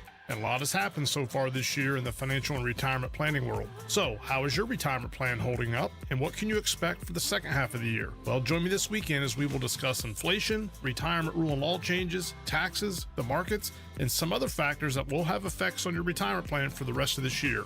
The Retirement Money Matters Show airs this Saturday morning at 6 a.m. right here on WIBC. Did you know you can get your prescriptions for less at your local pharmacy? You can with GoodRx. It's the free app that can save you money on your medications. Just search for your prescription, choose the pharmacy and the price that works best for you, and then show your GoodRx coupon to your pharmacist at the drop-off counter. GoodRx works at over 70,000 pharmacies, including Walmart, Rite Aid, and Walgreens, and it works whether you have insurance or not. It's easy to save. Next time you drop off your prescription, check GoodRx. To start saving today, go to GoodRx.com. GoodRx is not insurance. Everyone knows that soaking in Epsom salts can make you feel better. Now imagine soaking in Epsom salts in a Royal Spa hot tub. Ah, Royal Spa.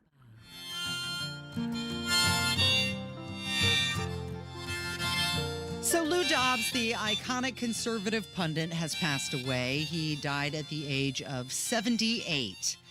And his social media account announced it. They said it was with a heavy heart that we announced the passing of the great Lou Dobbs. Lou Dobbs was a pioneer. The amazing thing about Lou Dobbs is he was like 25 years ahead of what would become the Make America Great Again campaign. He was talking about these things in the 90s and early 2000s. He was obviously was a talk show host. He was a political commentator.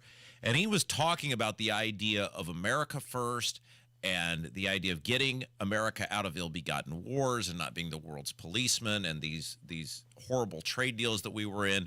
He was talking about all of these things and was sort of this lone voice, along with guys like Pat Buchanan, out there in the wilderness, years before Trump came along and took and I am totally convinced that much of what Trump took was from him. Was from Lou Dobbs. And they were buddies, and he'd been on his show before, and they were friends. And I am totally convinced of that. And I remember as a young person, late teens, early 20s, in the moments where I started to kind of transition away from all Republican good, all Democrat bad.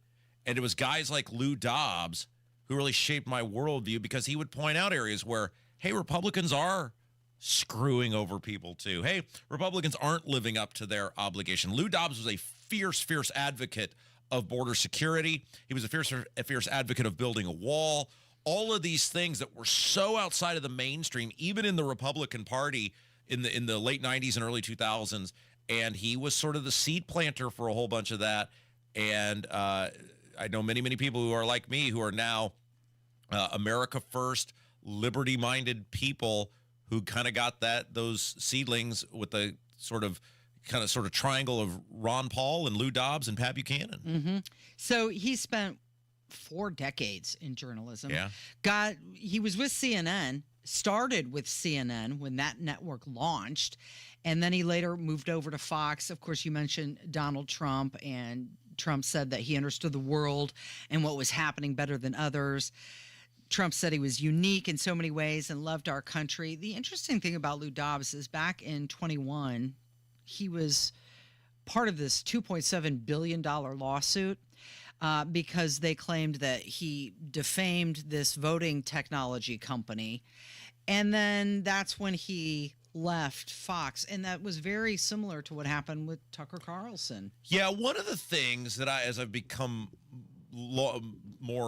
I've been in this business longer, you start to realize is one of the most important things you will do as a broadcaster is who you will inspire that comes after you. So like there's a handful of people, and we've talked about different ones of them at various times over the years, who inspired me to make up what I kind of became as a broadcaster, as a political thinker.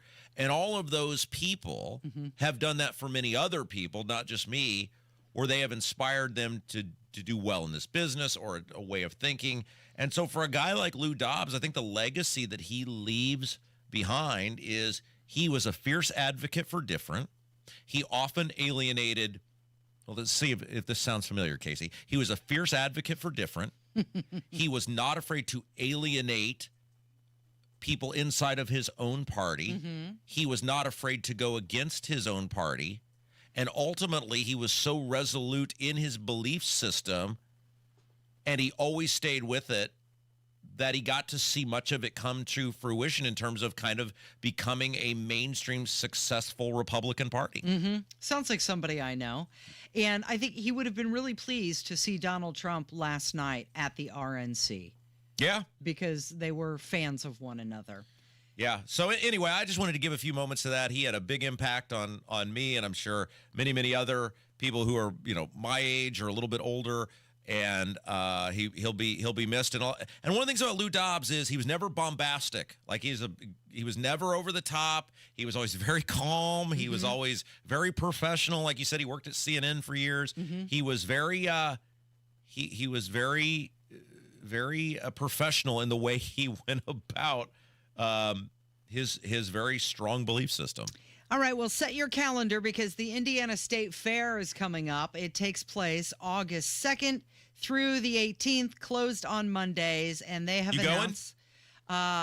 possibly, yeah. Go check it out. They're announcing, they're more than just rides and food. They have attractions as well. Is this a WIBC? Is there a WIBC night at the fair? Like, is there a time where they would like to have us out there and, thank us for our contributions to humanity, and maybe we all get passes? You gonna go work a tent? Well, I don't want to have to do anything. Do that. My favorite thing is to go. I don't want to have to work. My favorite thing is to go to the politician tables. I really enjoy doing that and giving them a piece of my mind. There's some poor Go get your picture taken with them. Yeah, Pay right. $1,000. No, there's always some poor unsuspecting college intern who's sitting there just trying to hand out a few buttons, and then they get the great misfortune of having to deal with me. And then Rob Kendall walks up and oh no. Okay, so the fair has announced that they have 15 new attractions for this year.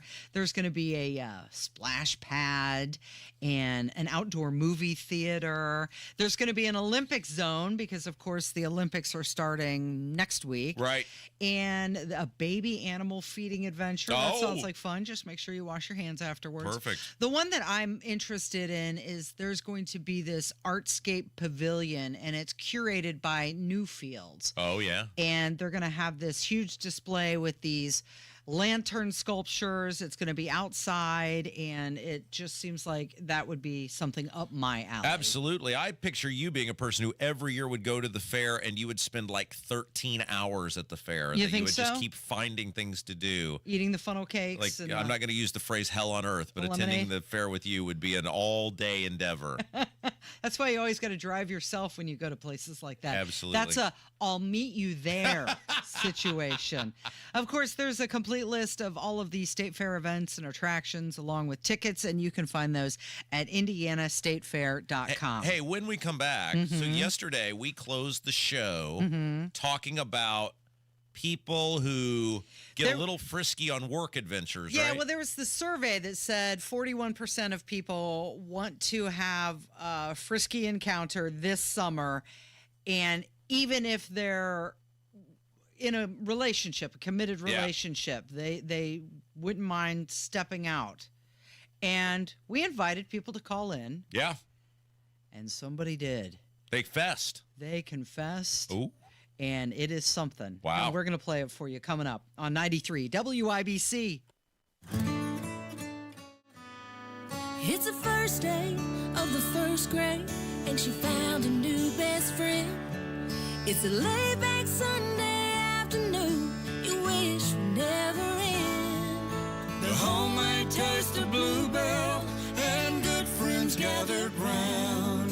The good old days are being made right now. The new Bluebell Cookies and Cream Cheesecake is cheesecake ice cream with chocolate cookie-crusted cheesecake pieces and chocolate cream-filled cookies. Again, cheesecake ice cream with chocolate cookie-crusted cheesecake pieces and chocolate cream-filled cookies. Buy two. The good old days are being made right now. The good old days are being made right now. Look for Bluebell ice cream at your local grocer and pick up your favorite flavor today. Hey guys, it's Rob from my friends at Universal Windows Direct. And right now at Universal Windows Direct, man, what an incredible deal they've got going on. Listen to these opportunities. That's what it is, right? It's an opportunity to improve your home and get a great deal in the process. Right now, Universal Windows Direct. When you call 317-659-7574, 317-659-7574, they're going to give you 0% financing for 36 months. Yeah, that's right. That's 3 years. Plus, for every 2 windows you buy, you're going to get the next 2 free. Buy 2, get 2. Buy 4, get 4. Buy 20, get 20. There is no limit. Now, there are some restrictions that apply. So to get all the information, you got to call Universal Windows Direct today, 317-659-7574. And when you do that, if you say, Rob Kendall from WIBC told me to call, they're going to take $250 off your project just because. Oh, yeah, and on top of all of this, Universal Windows Direct backs up their work with a true lifetime warranty. That means for not only as long as you own the home, but 20 years to the next homeowner. Universal Windows Direct, 317-659-7574. Tell them Rob sent you. Life's full of unexpected joys, like problems with water. That's why there's Michaelis, a crew of 24/7 experts who are rescue ready, day or night, one phone call, for a gazillion disasters. Over 3 decades of restoring your home or business to better than new condition. Water, storms, fire, and wet basements. Life happens. Michaelis happens to help you through it. Call 844-FIX-INDY. Make it Michaelis. 93 WIBC Mobile News. On the level, on the go. Trying to get back up and running. Radar is clear. It is 72 and sunny downtown. I'm Kirk Darling. Here's what's trending at 10:30. A global cyber outage is wreaking havoc on computer systems worldwide. The outage is affecting airlines, banks, and other systems. The issue was apparently triggered by a software update from the CrowdStrike cybersecurity firm. The CrowdStrike software update was apparently causing Microsoft Windows to crash and display what is known as the blue screen of death. President Biden is still not backing out of the presidential race despite more calls for him to do so. Fox's Ryan Schmelz. The chair of the Biden-Harris campaign, Jen O'Malley Dillon, acknowledging to NBC News there has been a slippage of support since President Biden's disastrous debate performance, but the president is absolutely staying in the race, and he can beat former President Trump. The comments come as Illinois Congressman Sean Casten became the latest elected Democrat to call on President Biden to step aside publicly. In Washington, Ryan Schmelz, Fox News. I'm Kirk Darling, on the level, on the go, and on WIBC.com. So we'll see you for Josh's birthday, right, Dad? You can count on it. This phone conversation would never have taken place without the technology of the new CapTel Caption phone. For those individuals who have difficulty hearing over the phone, the CapTel Caption phone simply displays what is being said on a bright, easy-to-read screen. Josh, Grandpa's coming to your birthday party. The new CapTel Caption phone from Relay, Indiana. Don't wait another minute. Visit RelayIndiana.com today.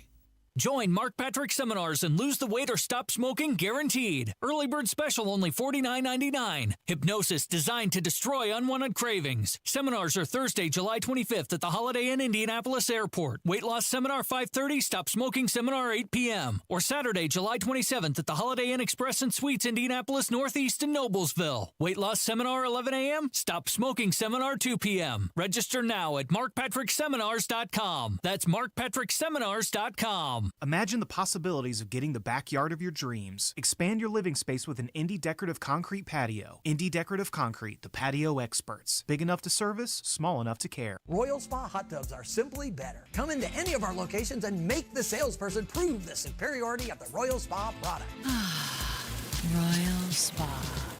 Fox, CNN, other news sources are reporting home prices are expected to decline into 2025, even after the election. Maximize your home sales price now before this downturn with the agent proven to sell for top dollar, Mark Dietel. Perhaps you're worried about settling for less money with a lowball instant offer. Mark Dietel guarantees your home sold at a mutually agreed upon price and deadline, or he will buy it. Listen to what Tom and Kim from Sharpeville had to say about working with Mark Dietel. We were wanting to move to Florida and looking to sell our home. We wanted to sell quick with an agent who would maximize the sales price. After being approached by Mark Dietel's team, we knew they were right for us. It was incredible. Mark sold our home on the first day at full price. Call the local Indianapolis agent I trust and recommend, and the agent who guarantees your home sold or he'll buy it. Call Mark Dietel at 317-755-4232 for all the details, or go online to markdietel.com. That's Mark, Dietel.com. Tell him Rob sent you. You're listening to the Kendall and Casey Show on 93 WIBC. It's time to hear from you. Kendall and Casey present Voicemails. Brought to you by QC Kinetics for non-surgical regenerative medicine treatment at 317-559-PAIN. I guess it's just me doing this segment. Casey's got a baby in her hands. It is the Kendall and Casey Show, 93 WIBC. I'm Rob. Casey's here. What are you doing? I'm holding Nick's baby girl. She's so sweet. So Nick is what is your title now? He's some big muckety muck with the corporate regional online editor. Oh, remember when he was just a guy? Now he's the regional online editor. Congratulations on your promotion. And he has like 93 children, and two of them are in here in the studio, and one of them has now, what is she, 5 months old? She has now taken hold of your lanyard and is not letting go. Yeah. So good luck. You can see how cute she is if you're watching us on the YouTube channel. Type in Kendall and Casey into the YouTube search bar. She really likes this microphone. Yeah, absolutely. Nick, I love her. She's adorable. Thank you for letting me get some baby love. Congratulations on all your hard work, Nick. We've got to get to some voicemails. Nick was like, my wife has left for the weekend. The kids are my responsibility. Yes, he's in charge. Ooh, and he's got two of them. My wife did that on a work trip a couple of months ago, and I had one kid. And the whole time it was like, I am not qualified to do this. How could she do this to me? Leave you at home? I'm the last person that let should you have be a kid responsible for on another my own. human being? All right, well, let's get to some voicemails. Speaking of going out of town, the phone number, 317-684-8444. Yesterday, we were talking about how there's this new study that came out, and it said 2 in 5 Americans, 41%, say they're looking for a romantic fling this summer during vacation time, even if they aren't single. Yeah, so then we had prompted our audience, if you fit into this category, we would love to hear from you and hear all about this endeavor that you went on. And somebody was willing to bare their soul. Yep, they were talking about, we mentioned about hooking up at conferences and down at the hotel bar and things of that nature. And lo and behold, somebody called and told us about their situation. I have a story about the topic you were speaking about, people going out of town on conferences. So when I was in my 20s, or very early 20s, I worked at a hotel near the airport, and we had contracts with a lot of the airlines. And so a lot of times you had pilots and flight attendants who had the same trip over and over again, maybe every 3 weeks. So I would see the same pilot probably every 2 or 3 weeks, give or take, who actually lived in Texas with his wife. So I would visit him in his hotel room. When he would stop in, we got to know each other and had a little fun every once in a while. And there was one morning that I was leaving that the hotel maids saw me leaving, and they knew what I was doing, so it was a little embarrassing. So fast forward to about a year down the road, and I'm at a local bar, and I see him there with another lady. And then I later see him, and he tells me that the lady had called his wife in Texas because the lady had grown feelings for him and told his wife that they were having an affair. And what he said is, she knew I was married when I met her. She she do it when I met her. Wow. Okay, so where do we begin on this one? Now, I will say, at least with this lady, she did not get mad when she saw him with another woman. I got to give her a lot of credit on that, because she knew what she was getting into. Mm-hmm. So a reasonable person would probably assume I'm not the only woman in which he's engaging in these extracurricular activities. He sounds like a snake. Well, he enjoys the extracurricular activities. There's no doubt about that. Correct. So, but it takes two to tango. Well, the woman knew he was married. Did the wife at home in Texas know what he was up to when he was away? I don't know. We should probably get him on the show and ask him. And I'm quite frankly, I'm surprised that she called and offered up that information. She did include her name. I edited out for her. I thought, wow, you're putting your name on this. Now, wait, what is the rule with hotel staff and guests? Mm-hmm. I would have thought that was kind of a no-no. Right? That the staff should not be... Well, he was a repeat customer. Yeah, he kept coming back. Obviously, he liked that hotel. Yeah, that's true. I guess as long as he kept, like, paying the tab. I just would have thought that Did the airline book him there? Well, I thought it would have been frowned on to do that, but I don't know. I have no idea. I'm basing that on nothing other than my own just guesswork. That would be frowned upon. So, well, that's interesting. Huh. Things you learn on the radio show. If you've got a story and you want to share, we're all ears at 317-684-8444. According to the survey, 52% of people said that they had the best you-know-what of their life while they were on vacation. Oh, well, there you go. Or possibly while they're traveling out of town for a conference or business. Okay, let's get back to politics. Somebody wanted to call and talk about Republicans, and he is questioning who Trump is going to hire for various positions. How you doing? Thanks for taking my call. I'm getting really frustrated. I want to see the Republican Party come out and say exactly what they're going to do, just like Rob does. But I also want to know who we're going to hire. Who are we going to replace Anthony Fauci with, who actually makes $17,000 more a year than the President of the United States, or he did. Got a ding-dong out of South Bend who's running the transportation department, which is a complete debacle just because he was paid off or promised a seat in the administration for the idiot that we have in the White House now. Well, both of them. Matter of fact, all of them. I need Mayorkas replaced, the DOJ. I need Homeland Security replaced. I need the representative or the chief of SS, Secret Service, replaced. FBI needs to go. What are we doing?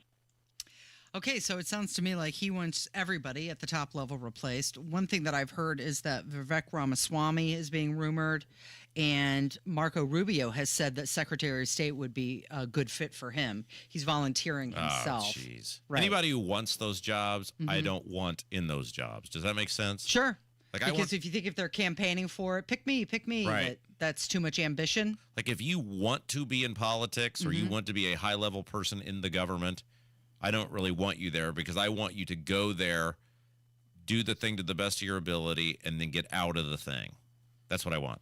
So it's also being rumored that Doug Burgum would be a good fit for Commerce, Interior, or Agricultural Secretary. Oh. But as far as the rest, I mean, who knows, right? Could be anybody. We'll see. Yeah. Okay, here's another phone call. Somebody is relating to what you're saying, that you want to know what your party stands for. However, this person is a Democrat. Hey, good morning. I'm calling in regards to Rob's rant, I guess, Thursday morning about the failure of his party to basically do what they should be doing. If it makes you feel any better, I don't know that it will. I'm a Democrat or former Democrat, now independent. And I've been saying the same thing you're saying for several years now, more than several years now. I'm fortunate, I guess, in this election in that I have a third-party candidate to vote for. I know you have problems with Mr. Kennedy, so that's not a solution for you. But yeah, I mean, these parties are it's just out of control, and the fact that they just are run by the far extremes of whoever it is that's calling the shots. I hear you, man. I feel your pain. I'm with you from the other side of the political spectrum. It's bad. Yeah, that guy's spot on, 100%. And my wife and I were talking about this last night about the direction of the Republican Party, and one of the things that I don't think Republicans are recognizing right now, or maybe it's they recognize it and they don't care. There's a lot of conservatives who feel completely lost now, who have for years been the backbone and the base of the Republican Party, and they feel as though they are being pushed out for the Johnny-come-latelys, and that they're having to go meet those people somewhere rather than those people meeting them somewhere. Is that because of the spending, or is that because in Trump's 20-point plan, there's no mention of abortion or being pro-life? I think it's a collective. I think it's a whole group of things, but it's also true at a local level. I mean, Anne Hathaway, who ran that convention, who was just the chairman of our party, openly told people she believed, as the chairman of the Indiana Republican Party, her job was to elect Republicans. Doesn't matter if they agree with the tenets of being a Republican. Doesn't matter if they're liberal. My job is just to elect Republicans. And I think over the past week, some people have gotten upset with me voicing my frustration over 24 years of this. Like, look at every time we're told it's going to get better, it's going to be different, and then it's never better or different. And I want to know how or why it's going to be different this time. It doesn't make me hate Donald Trump. Doesn't mean that I want Donald Trump to fail. Doesn't mean I'm against Donald Trump. And it's really scary. My wife and I were talking about this quite a bit last night. I've never been in this position before as a broadcaster where people are doing the thing on our side that they used to always criticize the other side for, which is blind, unwavering loyalty. And when you simply ask, I would like to know what the plan is, people get angry, and how the plan is going to be enacted. I'm not critical of the plan. I simply don't know what it is. And without any plan, based on the track record of behavior from this party, I can't trust them. I need to know how it's going to be accomplished. People are just vicious. We used to not be like that on the Republican side. That used to be a thing you'd see like with Obama, the way people would treat Obama. And now we're seeing it with Trump. And I think a lot of conservatives are looking around going, if we win, what are we winning? If we just keep meeting people further away from what we actually believe in, what are we actually going to be getting? And I have been amazed this past week at the responses from people who are livid at me for simply saying, these people have not earned my trust. I'm not giving them my trust.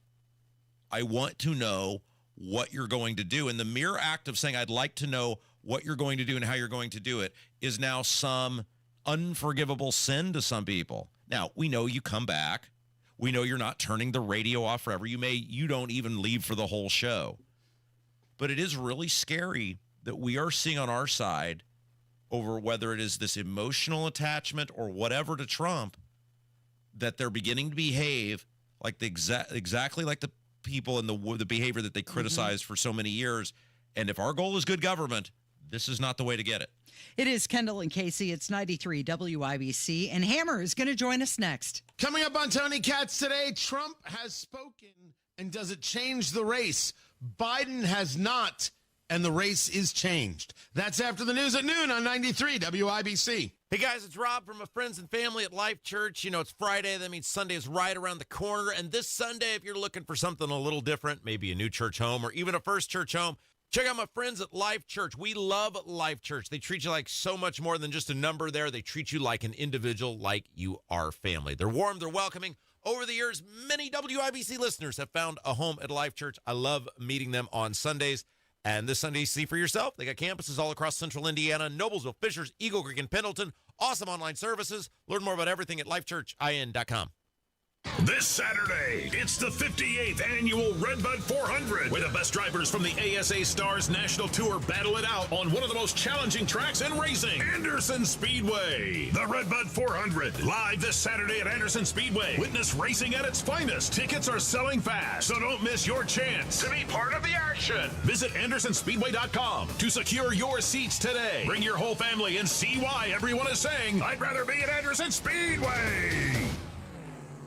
Hey, Pat Sullivan here, letting you know that when you need plumbing help, call who I call, my friends at Hope Plumbing. Not only are they experts in their field who respect the true value of customer service, they also love giving back to this community, which is evident in their referral program. If you refer a friend, Hope Plumbing will give you a $50 gift card to a local restaurant. Great plumbing and supporting local restaurants. What more could you ask for? Visit hopeplumbing.com or give them a call at 641-HOPE. Join Mark Patrick Seminars and lose the weight or stop smoking guaranteed. Early bird special only $49.99. Hypnosis designed to destroy unwanted cravings. Seminars are Thursday, July 25th at the Holiday Inn Indianapolis Airport. Weight loss seminar 5:30, stop smoking seminar 8 p.m. Or Saturday, July 27th at the Holiday Inn Express and Suites Indianapolis Northeast in Noblesville. Weight loss seminar 11 a.m., stop smoking seminar 2 p.m. Register now at markpatrickseminars.com. That's markpatrickseminars.com. When life spells heartburn, how do you spell relief? R-O-L-A-I-D-S. What about when life spells fried chicken? R-O-L-A-I-D-S. Fourth cup of coffee? Still R-O-L-A-I-D-S. Extra cheesy pizza? Rolaids always spells relief. Rolaids' powerful dual-active formula begins neutralizing acid on contact to fight your heartburn fast. So, when life spells heartburn, Rolaids spells relief. Use as directed. Keep out of reach of children. Hammer and Nigel here, inviting you to join us as we kick off the weekend every Friday around 5:45 with Beer Sample Friday, brought to you by our friends at Thompson Furniture and Mattress in Columbus. Rob, I don't think you can say he's going to waddle on over to the scale anymore because Jason Hammer is turning into a lean, mean, fighting machine. I used to have 3X shirts at the Hammer and Nigel Show merch store.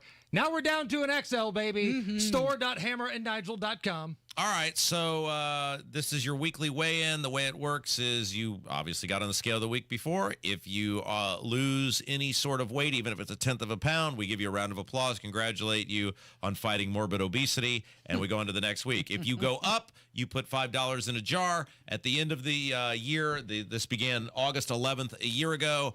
At the end of we'll add that up, and then I give that money to Project Rescue, which fights human sex trafficking across the globe. You started at 271.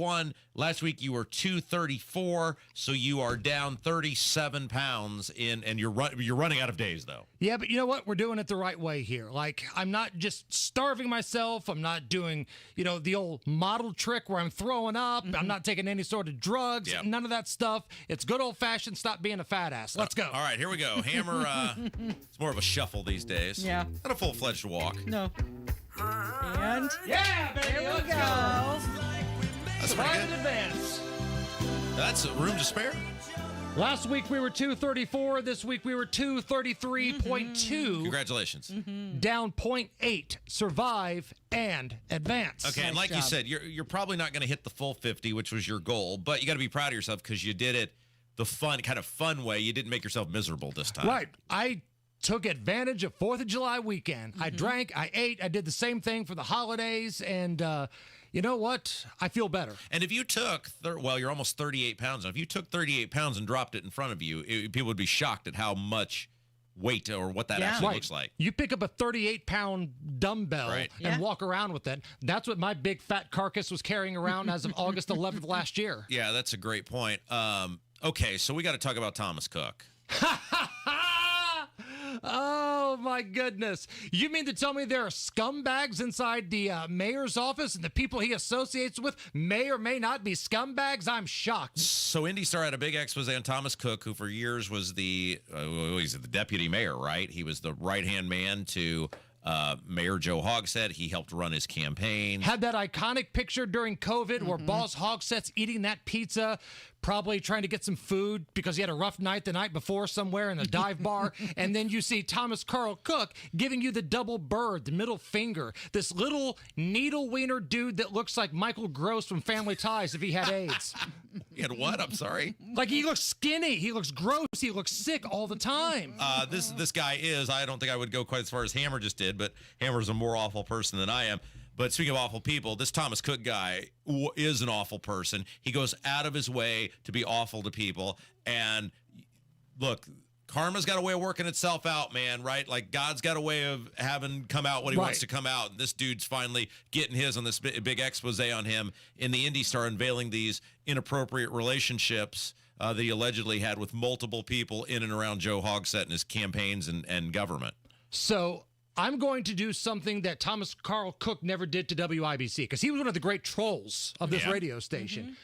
I'm going to say that it's allegations right now, the same way that Trevor Bauer has had allegations, the same way Duke lacrosse players have had allegations. I don't know. I'm not going to rush to convict the dude. But if this is true, if the Indy Star's reporting is correct, then I think there's only one thing left for a little needle wiener to do, and that's burn this thing to the ground. Yeah. Throw Boss Hogsett under the bus and confirm that he may or may not have been in a facility in Richmond, Indiana during the riots here in 2020. Well, that's the thing. I said, if I were Thomas Cook, I'm not going down alone, right? I mean, they wrote, it was Briggs and Colombo wrote this big expose on him, and boy, does it make him look, just awful. And here, by the way, here's his statement. Dating back a decade, I had consensual relationships that violated a trust placed in me. At no time did I seek to use my professional position to further those personal relationships. That being said, I understand these situations have raised legitimate concerns, and I apologize to all those involved. There is a ton of evidence against this guy in these text messages and audio recordings. And again, this guy went out of his way to be an ass to people. He went out of his way to inflame people. He was a huge reason this city is in the condition it's in now. And these rumors about this guy have been out there for a long time. We have known this dude was a scumbag all along. And again, all of the things we talk about on this radio station, at the time, a lot of people are like, oh my God, I can't believe they said that. Those shock jocks. Yeah, there are a bunch of a-holes that work over at the mayor's office. The king is in charge. And Thomas Carl Cook was his right-hand man, and he was Mr. Funny Guy, Mr. Middle Finger, Mr. Oh, those shock jocks at WIBC. What did we tell you about this guy? And believe us when we tell you, we know where Joe was at. Now, I hear other people say, well, I can't say anything. There's no proof. I've spoken with somebody that knows for sure. But the problem is, because of HIPAA laws, they would get prosecuted if I brought them on the air. I know who they are. They know where they work. They know where Joe was. But due to HIPAA laws and prosecution possibly, we can't have them on the show. Yeah, so if you are Thomas Cook, you can't go down alone, brother. Bring him down. You can't let Indy Star treat you like this. You don't have to take the slings and arrows for this guy. You know where Hogsett was during the riots. He screwed you over on the Indy 11 stuff. That's right. Yeah. You don't go take that lying down. We don't like you, but we dislike Hogsett more than we dislike you. So I'd like to invite Thomas Cook on this show to let us know where Hogsett was during the riots. Thomas Carl Cook, also known as Anorexic Kenny Loggins.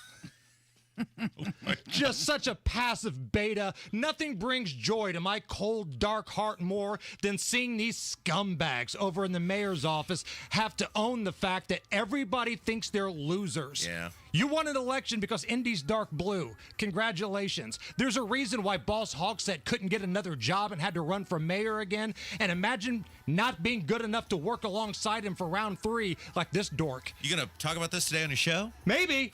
Jim Banks is going to call in, recap the RNC. We got Racing Rachel on Celebrity Beer Bong. I'm fired the hell up. That guy's a scumbag, and so is Joe. Thanks, Hammer. It is Kendall Casey. It's 93 WIBC. So I came to Advent because I was experiencing recurrent sinus infections. As a new mom, it was really kind of difficult. Many of our patients complain of sinus infections. The headaches, fatigue, and nasal stuffiness have a profound effect on their lives. I just felt like your sickness starts affecting your energy level and, the things that you really enjoy doing. That really was a breaking point for me. So Molly came to Advent. Abnormally tight sinuses and swollen turbinates led to simple breathing triangle solutions that ended up taking about 20 minutes in office. And very soon thereafter, she was breathing freely. I'm just in awe at the amount of air that I'm able to breathe in and out each night, and I haven't had a sinus infection since the procedure. I'm Dr. Mothan Kandula. When you breathe well, you do live better.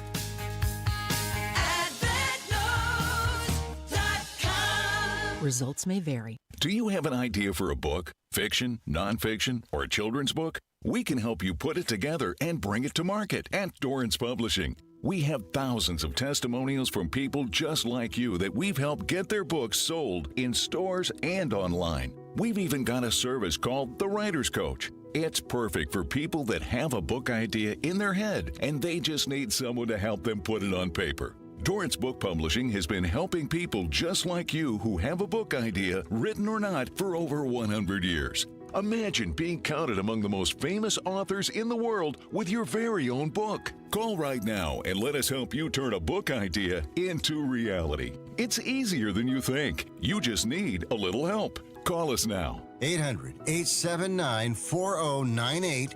800-879-4098. 800-879-4098. That's 800-879-4098. The doctor's office that accidentally mixed up your files has your social security number.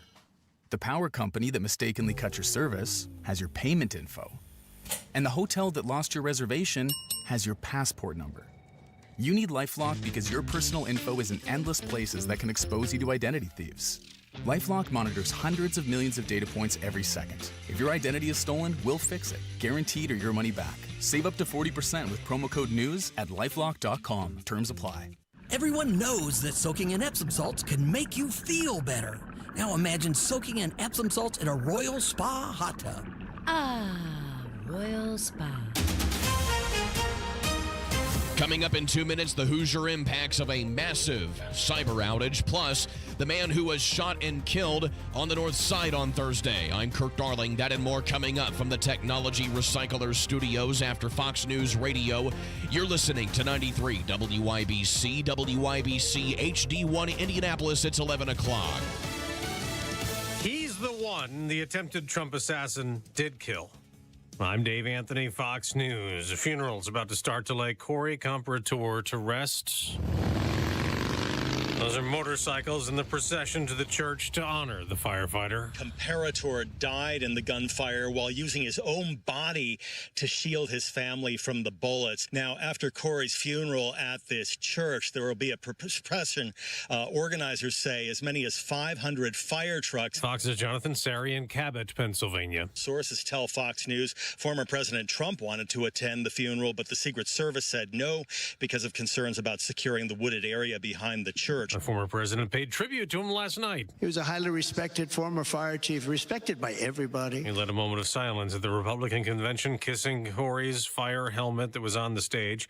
Former President Trump also called for unity, accepting the Republican nomination. As Americans, we are bound together by a single fate and a shared destiny. We rise together, or we fall apart. Though he was very critical of Biden policies, vowing to fix inflation and illegal immigration and end wars. Now, President Biden's campaign keeps insisting that he'll not drop out of the race after a 23rd Democrat in Congress publicly called for that, worried about the president's mental fitness. And President Biden put out a statement that journalism is not a crime, reacting to Evan Gershkovich's conviction today at an espionage trial in Russia, saying he's pushing hard to get the American released. Gershkovich got a 16-year prison sentence. The Wall Street Journal's publisher calls it disgraceful, and Evan's not a spy. It's now nearly 6,000 flights canceled or delayed in the U.S. alone after a global IT outage, also affecting banks and hospitals. It's related to Microsoft and the company CrowdStrike, where the CEO there today said this is not a security incident or cyber attack. The issue has been identified, isolated, and a fix has been deployed. Fox's David Spunt. America's listening to Fox News. 93 WIBC Mobile News. On the level, on the go. It was felt in Indiana. It's 73 and mostly sunny downtown. I'm Kirk Darling. Here's what's trending at 11:02. The massive tech outage impacted several businesses in Indiana and has made a mess of things at the airport. CrowdStrike updates with Microsoft are what caused the outage. They have been fixed since, but the impacts of it are still being felt. Some county EMA offices and even AES Indiana were impacted by the outage. It was the founder of a prominent organization against gun violence in Indianapolis who was shot and killed on the north side on Thursday. They arrived on scene and located an adult male inside a vehicle with injuries consistent with a gunshot wound. IMPD officer Amanda Hipschman. That man was Ron G., who was the founder of Ceasefire Indy. This isn't the first time that G was involved in a shooting. He survived being shot on Christmas Eve in 2018. Police are looking for whoever shot him this time. The assassination attempt on former President Trump last Saturday put a resolve on the Republican National Convention. That, according to Indiana Attorney General Todd Rokita. John Herrick reports. Rokita made that comment when he was a guest on WIBC's Tony Katz in the Morning News Friday morning. We were reminded that we are the party of the working man and that we should never lose it. He thinks Republicans in Indiana and across the nation have the balance right for what the country needs and expects at this time. John Herrick, 93 WIBC Mobile News. $3.55 is the average that you're paying for gas in Indiana today, says GasBuddy.com. For the first time in 4 years, NASCAR Cup Series cars will be on the oval at the Indianapolis Motor Speedway. IMS President Doug Bowles says the time is right for the return of the 30th anniversary of the Brickyard 400. We felt like, let's try the road course out, see how they do. And then when we started thinking, look, the 30th anniversary is coming up. We ought to go back to the oval and celebrate that history and heritage. The race will go off Sunday afternoon. Practice starting today, and qualifying is tomorrow. I'm Kirk Darling, on the level, on the go, and on WIBC.com. Sinus pain. You know it all too well. It's constant. It's frustrating. The pressure, the headaches, the snoring, the constant clogged feeling. You're tired of feeling like this, but you've tried nasal sprays, over-the-counter medicines, even home remedies. No matter what you try, nothing gives you lasting sinus relief. You're tired of missing out and feeling miserable. There is something you can do, something different. Indianapolis Sinus Center. The physicians at Indianapolis Sinus Center have been serving the community with proven treatments for over 50 years. They know what you're going through, and they're standing by ready to offer you the best treatments to provide long-term relief. Breathe better. You don't have to keep suffering from sinus pain. Call Indianapolis Sinus Center today at 317-528-9650 and take the first step toward relief. 317-528-9650. That's 317-528-9650 or go to IndianapolisSinusCenter.com. You're listening to Rob Kendall. When we talk about sending money somewhere, we're talking about printing the money because we have no money. And Casey Daniels. My government would never lie to me, would they? On 93 WIBC. Good morning. It is Friday, July 19th, 5 minutes after 11. That is Rob Kendall. My name is Casey Daniels. Congratulations. You made it to Friday. Give yourself a pat on the back. It was a surprising Friday for many people. A routine software update caused a lot of chaos. And that, of course, coming from Microsoft. They had a global outage, and, well, that severely delayed or canceled a lot of flights. American Airlines, Delta, United, all of them. They issued ground stops citing communications problems. Yeah, and obviously, like you said, Casey, a huge impact on a variety of industries across not only this country, but across the world. And as you said, one of the biggest ones is the airline industry. And flights grounded, unable to take off. I didn't hear anything about anybody not being able to land, but obviously, it really underscores, because you'll see this obviously when these. Now, this does not sound like it was some sort of terrorist attack. It's or a cyber attack. They're saying it was a software update, right? That there was some internal thing. They, for lack of a better term, caused it themselves, or did this to themselves, or however you want to phrase that. But it does underscore how technology can be great until technology doesn't work right. Right. And then, well, now we're all screwed. So it has affected banks. It affected the London Stock Exchange. In retail, McDonald's were closed because they were having cash register malfunctions. You also had grocery stores that were down. Even the Alaska State Troopers said that they were reporting issues very similar to what happened during 9/11, where they were temporarily not available to work. And cybersecurity program CrowdStrike is saying that they were part of the problem.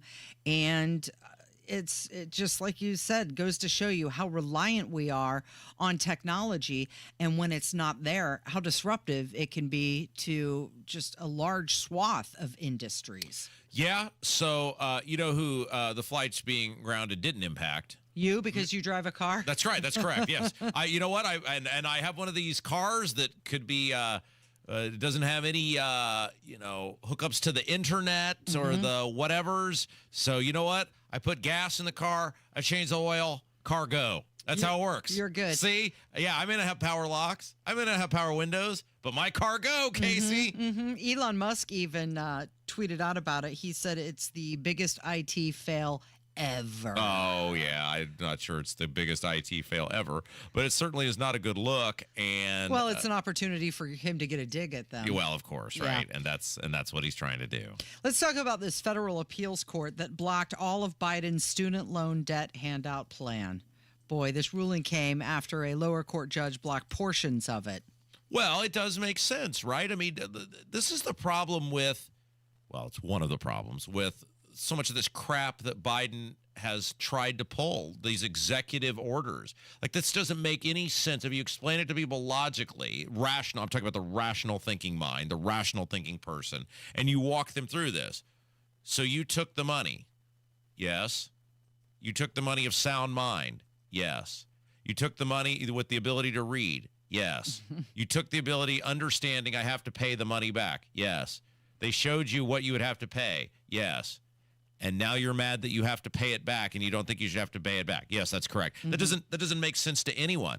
Look, people should not be rewarded for choices that they've made, right, where they knew the risk taking the choice. And you chose to take this money and you knew the terms of paying it back. Now pay the money back. Like, it's just not, it's not that hard to understand. And it's ridiculous that people like me, who paid their own way through school, who took extra years to get out of school because they couldn't afford to go full time, or people like you who saved for your daughter's education, that you should be subsidizing somebody else's school. How is that fair to any of us? Okay, so it's called the SAVE plan, and it was supposed to reduce monthly payments for eligible borrowers. And that's another thing. You've got the government deciding who's eligible and who's not. It's very reminiscent of, and I know you have a problem with this, Trump's plan, the no tax on tips. Yeah, it's very reminiscent of that, which is these people are just picking winners and losers based on what they think is going to help them in the election. They're not doing this because they actually care about these people. Biden believes that will motivate people to go to the polls to vote for him. Trump said it last night. He was in, I think it was Nevada, and he's talking to there's so many service industry workers, and he said, this is a great plan to help me win the election. You want to know why your tax code is this, 9 billion page monstrosity that no one can understand? This is the exact reason. Because they just the politicians just carve out, okay, we're going to give this benefit to this select person because at this moment in time, we believed that doing this would help us in this specific election. Well, now it's forever a part of the tax code. I, until very recently, worked part-time in an industry that relied on tips. It would, if I go back, I still bartend every so often. I'm going to do an event later this month, would help me. But I don't want something special for myself. I want everybody to benefit. I want a tax code that benefits everyone, whether you work in the service industry or you work in the airline industry or you work for a law firm or you work for a radio station. Why can't we just have a tax code that is fair and equitable for everybody. For everybody. Who's to say that you don't work harder or just as equal to somebody who is serving at a restaurant? And it comes back to the conversation we had last hour, where it's these things that people, if anybody else did them, they would be saying that's ridiculous. But for some reason, when Trump proposes them, we're not even able to have the conversation. And that's what's alarming to me is we can't even have a conversation with a lot of these people anymore about this stuff. Anything where you question anything, it seems some sort of, it's not only an assault on Trump, it's an assault on them when it is an assault on anyone. It's simply saying, that doesn't really seem fair and equitable to me. Why would we just carve out special exemptions for special people? Right. And then people want to argue, but Trump said it, so why are you against Trump? Right. No, you're not against Trump. You're against the idea. Yeah. And if we have lost the ability, which we have with many people, to have a rational conversation about ideas, if we just have to immediately agree with the idea based on who proposed the idea, we've already lost. We've already lost. The no tax on tips thing is the exact thing that conservatives have railed about in the tax code for years and years and years. It's why you have to have an accountant. It's why nobody understands it. But yet, when I tried to have that conversation yesterday, it's the mod squad, right? Like it's the goon squad. Now, don't threaten me with a good time, but it's just like, oh my gosh, what is happening here? So yesterday we had a phone call during our voicemail segment, and somebody was saying what they wanted to hear Trump say was something about the hostages. They said Trump should just go out and say, release the hostages and see what happens.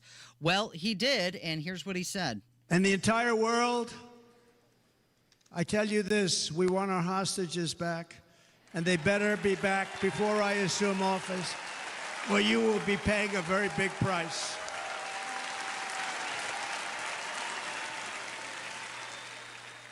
And if they do get released before he's in office, does Biden get credit for that? Well, it'd be like Carter, right? In 1980, they technically released the hostages before Reagan. Was it before he was sworn in, or was it the moment he was sworn in, or why he was being sworn in? Anyway, here, there is no doubt. It's so interesting to me the time we live in with the absolutism, right? Where you have to either be all in or all out when it comes to Trump and what he's proposing. And I maintain you don't have to be all out or all in. I maintain you can be in on the things you like, and then on the things you don't, you can demand more information. You can demand more explanation. You can demand specifics. Yeah. It doesn't mean you aren't for the guy or you don't want him to succeed. I do want Donald Trump to succeed. I mean, I was working through this with people last night that obviously Biden can't vote for Biden. Kennedy wants to put me in jail for my views on the environment. Can't vote for him. Chase Oliver is a wannabe office hopping leftist nutbag, the libertarian guy. So that leaves me with Trump as sort of Trump or leave it blank are my only two options. I want Trump to succeed. I want the country to succeed. He's the best option for that to happen. But you gotta hold these people accountable. You got to demand information. You got to demand explanations. And you can say, of course, the country will be better foreign policy-wise the moment Trump takes office. Why? He had a very successful first term in terms of foreign policy. I can look at his track record there and say this is pretty much A+. He did excellent on foreign policy. I can also say that with reasonable certainty, the border will be more secure. He did a much better job. There were much fewer illegal immigrants coming in. I can say with reasonable certainty that I think gas prices will probably be lower. I think he will do better with energy independence. All of these things, as a reasonable independent thinker, I can put in this bucket over here and say these things are probably universally going to be true. However, as a reasonable independent thinker, I also have an obligation to look at the things he did that were bad for the country, that didn't help the country, that harmed the country. And so I have major concerns in his speech last night where he just glosses over, and then COVID got us. And nobody knew what it was or what we were dealing with. It's like the Seinfeld yada, yada, yada episode where they just go, with Trump would be like, and things are going great, and then yada, yada, yada, we printed $5 trillion and everything got more expensive. I mentioned the bisque. Right? Yeah. I mean, and then I say, well, wait a second. You can't yada, yada, yada me on COVID because What you did during COVID was not excusable, and I want to know how that's not going to happen again. But then there are these group of people over here who are like, how dare you question anything? And I just am like sitting here in the middle going, what is happening to our country? And more importantly, what's happening to our side? Somebody had asked who they think the replacement for Fauci would be. And I'm wondering if it's not going to be Kennedy. Well, he's the one who's on the health kick. That's fine, but I don't. Is he qualified? Does he understand infectious diseases? Right? Is he? I mean, you would think you would want a person with an actual medical background in that. Okay, position. maybe not that position, but Health and Human Services. Well, maybe, but why? Why would we want some guy who's so radicalized in any viewpoint that he wants you put in jail if you don't agree with him? Well, you know that video that was leaked, we mentioned it a few days ago.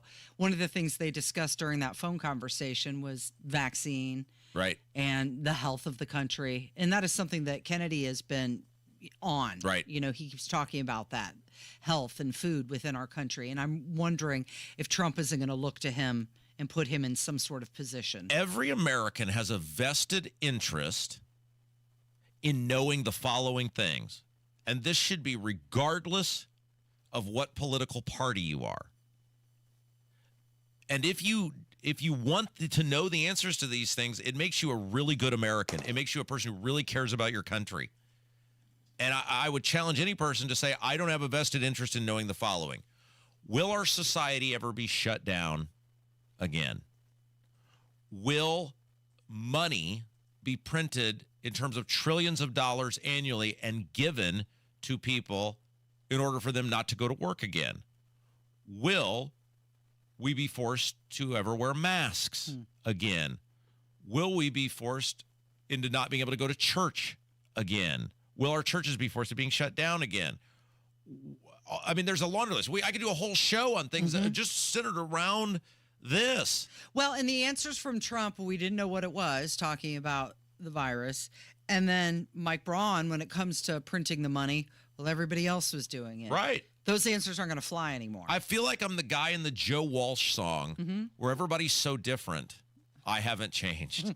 And I told my wife last night, it's not individuals that get me down. I said it's very rare. I've never been in this position in this job before where I've been perplexed at how to reach my audience. There's times where my audience will disagree with me on a take, but I reach them. We speak the same language. I feel like with some of our audience, we're speaking an entirely different language, and I don't know how to speak the language they're speaking because for many years we shared the same points of commonality and the same goals and the same understanding of how you logically get to the goals. Because you think they're blindly following Trump without questioning anything? I think, yes. And like we said this earlier, I've seen many people who are now acting. I mean, look at how poor Matt Walsh was treated. Matt Walsh is a very famous podcaster, Daily Wire, universally respected, conservative, leading conservative voice. Yes. And he simply said on Monday night after the convention, much like I did, hey, I don't know if this was a great look for us, and I don't know if these are the sort of people we should have been parading out night one. And you would have thought the guy had proposed lopping off part of the United States into the Pacific Ocean or something. The vile hatred he got. Yeah. And he's just sitting there going, wait a second. Not all of these people share conservative values. Right. So that would be my challenge to people. If you over the past week have been now again, you don't turn the radio off forever. That threat has been going on for 8 years and we're all still here and doing very well. We know you're not leaving forever. We know you come back. But if you feel that strongly about the things we are questioning, why is that?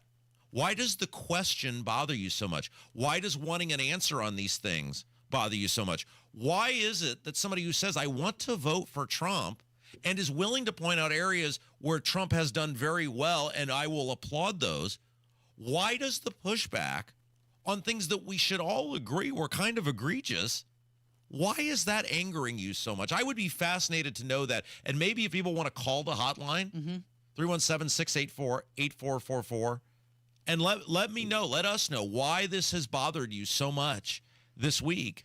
It feels to me very much like if 80% of it is going good, don't throw it away because of the 20% that's bad. And I think even Nikki Haley, when she was endorsing Trump the other night, alluded to that. She said, we agree 90% of the time. There's that 10% we don't agree, but there's still that 90%. I'm not going to get rid of all of it because of the 10%. Sure. And that's fine on the smaller stuff. Mm-hmm. I agree with that wholeheartedly. But 2020 wasn't small stuff. Yeah.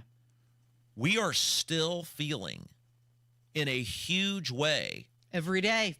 Every day. The ramifications of what Trump and the Republicans did. It's so easy to go Biden, Biden, Biden, Biden. And sure, Biden is horrible in his own level that we can't begin to even express. But we don't expect Biden to be better. Mm-hmm. We're not aligned with Biden. We're not on Team Biden. I mean, it's like, why was Bob Knight one of the greatest coaches of all time? Because he demanded excellence from his players all the time and all the players. He didn't just take his favorite player and go, I'm not going to be up this guy's backside if he doesn't do what I want because he's my favorite. He was always demanding excellence from his players, and he was revered and beloved for that.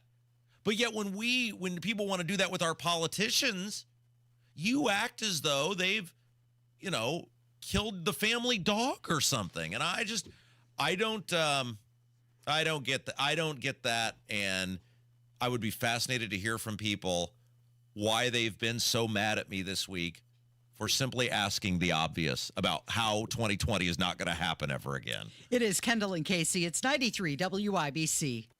Hammer and Nigel. Donald Trump has named Ohio Senator J.D. Vance as his vice presidential pick. And I love these stories. I mean, J.D. Vance came from nothing. The white trash Appalachian roots, and now he's one of the 100 most powerful men in the country as Senator of Ohio, and now even more powerful as Donald Trump's vice presidential pick. J.D. Vance is the nominee. Hammer and Nigel, weekdays 3 till 7 on 93 WIBC and WIBC.com. 1 in 4 Americans have a disability. I'm one of them.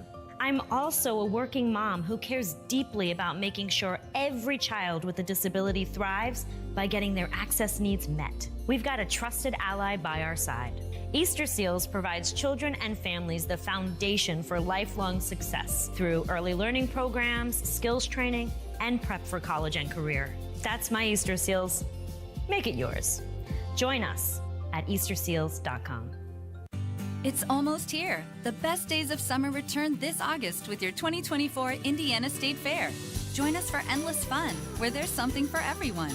Take a stroll and enjoy your favorite traditions, or enjoy one of the many new additions. This year, we're celebrating the art and nature of fun, presented by Newfields. Grab discount tickets today at indianastatefair.com. 15 magical days full of fun. Returns August 2nd through 18th. Closed Mondays. Plan your trip today and save big. See you at the fair. Did you know you can get your prescriptions for less at your local pharmacy? You can with GoodRx. It's the free app that can save you money on your medications. Just search for your prescription, choose the pharmacy and the price that works best for you, and then show your GoodRx coupon to your pharmacist at the drop-off counter. GoodRx works at over 70,000 pharmacies, including Walmart, Rite Aid, and Walgreens, and it works whether you have insurance or not. It's easy to save. Next time you drop off your prescription, check GoodRx. To start saving today, go to GoodRx.com. GoodRx is not insurance. Royal Spa hot tubs are simply better. Come into any of our locations and make the salesperson prove the superiority of the Royal Spa product. Royal Spa.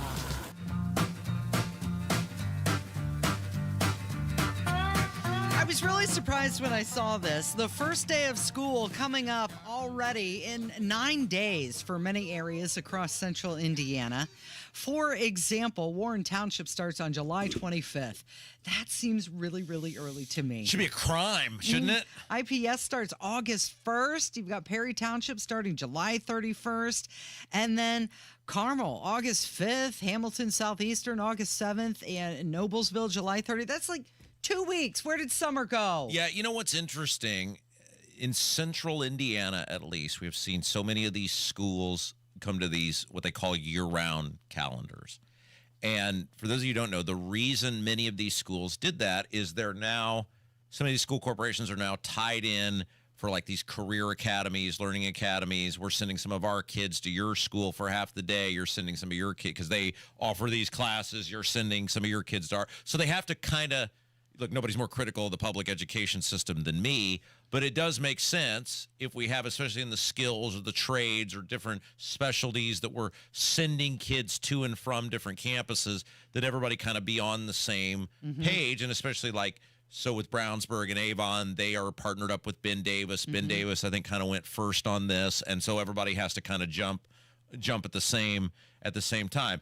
You're right, though, Casey. There does seem to be something un-American about kids going back to school before August. So early. Okay, so you're in Brownsburg, and one day you might need to know this information. Do you have any idea when Brownsburg starts school? I totally do, because as a taxpayer, I read all the mailers that I get because I paid for them. Yeah. July 31st? You're correct. Yeah, thank you. Very good. I believe the last one in the area is Zionsville in Boone County. They don't start until August 13th. Okay, can we talk about something for a minute with this? Yeah. Which, by the way, was there any better feeling than the first day of school where... Yes, the last day of school. Well, here's the problem with that, though. First day of school was literally like Christmas morning. I say this your as best outfit, new notebooks, No. That's how women did it. I'm saying from a man perspective. Oh, I know where you're going to go. You had no idea. Who changed over the summer? Well, who was what classes, who was in what classes. And it was always like this great anticipation of who was going to come in the door next. And then you had learned within the 8 hours of the first day of school, whether for the next 5 months you had hit life's lottery or you were living in life's trailer park. And it was all about who was in what class. Yeah. I have to imagine you were a front row seat kind of guy, weren't you? Back row? Oh, yes, Casey. I was as far away from being seen or heard as I possibly could be. My goal with school was to get out of there as fast as possible. Okay. So when I was in high school, I changed high schools in the middle of high school. Is that because Kirk Herbstreit went with Judy What's-Her-Face instead of you? Jenny Ruby. Jenny Ruby. No, it's because my dad got a new job. We had to move from the Dayton, Ohio area to Detroit. As you can imagine how shocking that is, growing up rooting for the Buckeyes and then going to the land of the Wolverines. But I think that was really not a fun experience, because changing high schools in the middle of high school between your sophomore and junior year, it wasn't a great experience, but it did force me out of any sort of shell that I was in, because you're forced to make friends, or you're going to be very lonely the last couple of years of high school when that happens. The problem with the end of school was you were sort of then tied to whatever friends, for lack of a better term, you had at the end of the summer, because it was in a pre-internet era. It wasn't like everybody was super connected. Right. And you were sort of bound into your go-to period was March through May. You had to get your game into high gear, because that was the people you were going to associate with all for summer the long. next 3 months. Right. And so that was really the pressure zone. And, you were either going to have a very wild and wacky summer or a hell of a lonely one, Casey. So if you're looking at doing some back-to-school shopping, a new survey was released, and Indiana's favorite department store is... Kohl's. You got it. Oh! Yes. Dang. Yeah, Kohl's was number one, followed by TJ Maxx, and then the third place one, what was it? Marshall's. Yeah, that makes sense. All the discount stores in this economy. Yeah, that makes sense. It found that Kohl's had 1.2 million visits per month in Indiana. I have a government waste story when we come back. Can I tell this story? And I have to ask your opinion if I'm just being an old man who yells at clouds, or if this is like actually highly egregious. It's Kendall and Casey on 93 WIBC. 93 WIBC Mobile News. On the level, on the go. Working through the issues, I'm Kirk Darling. Here's what's trending at 11:30. The White House says President Biden has been briefed on the cyber outage impacting computer systems worldwide. The CEO of CrowdStrike said this morning that they are actively working with customers to fix the problems. We're deeply sorry for the impact that we've caused to customers, to travelers, to anyone affected by this. That's George Kurtz. The issue was apparently triggered by a software update from the cybersecurity firm.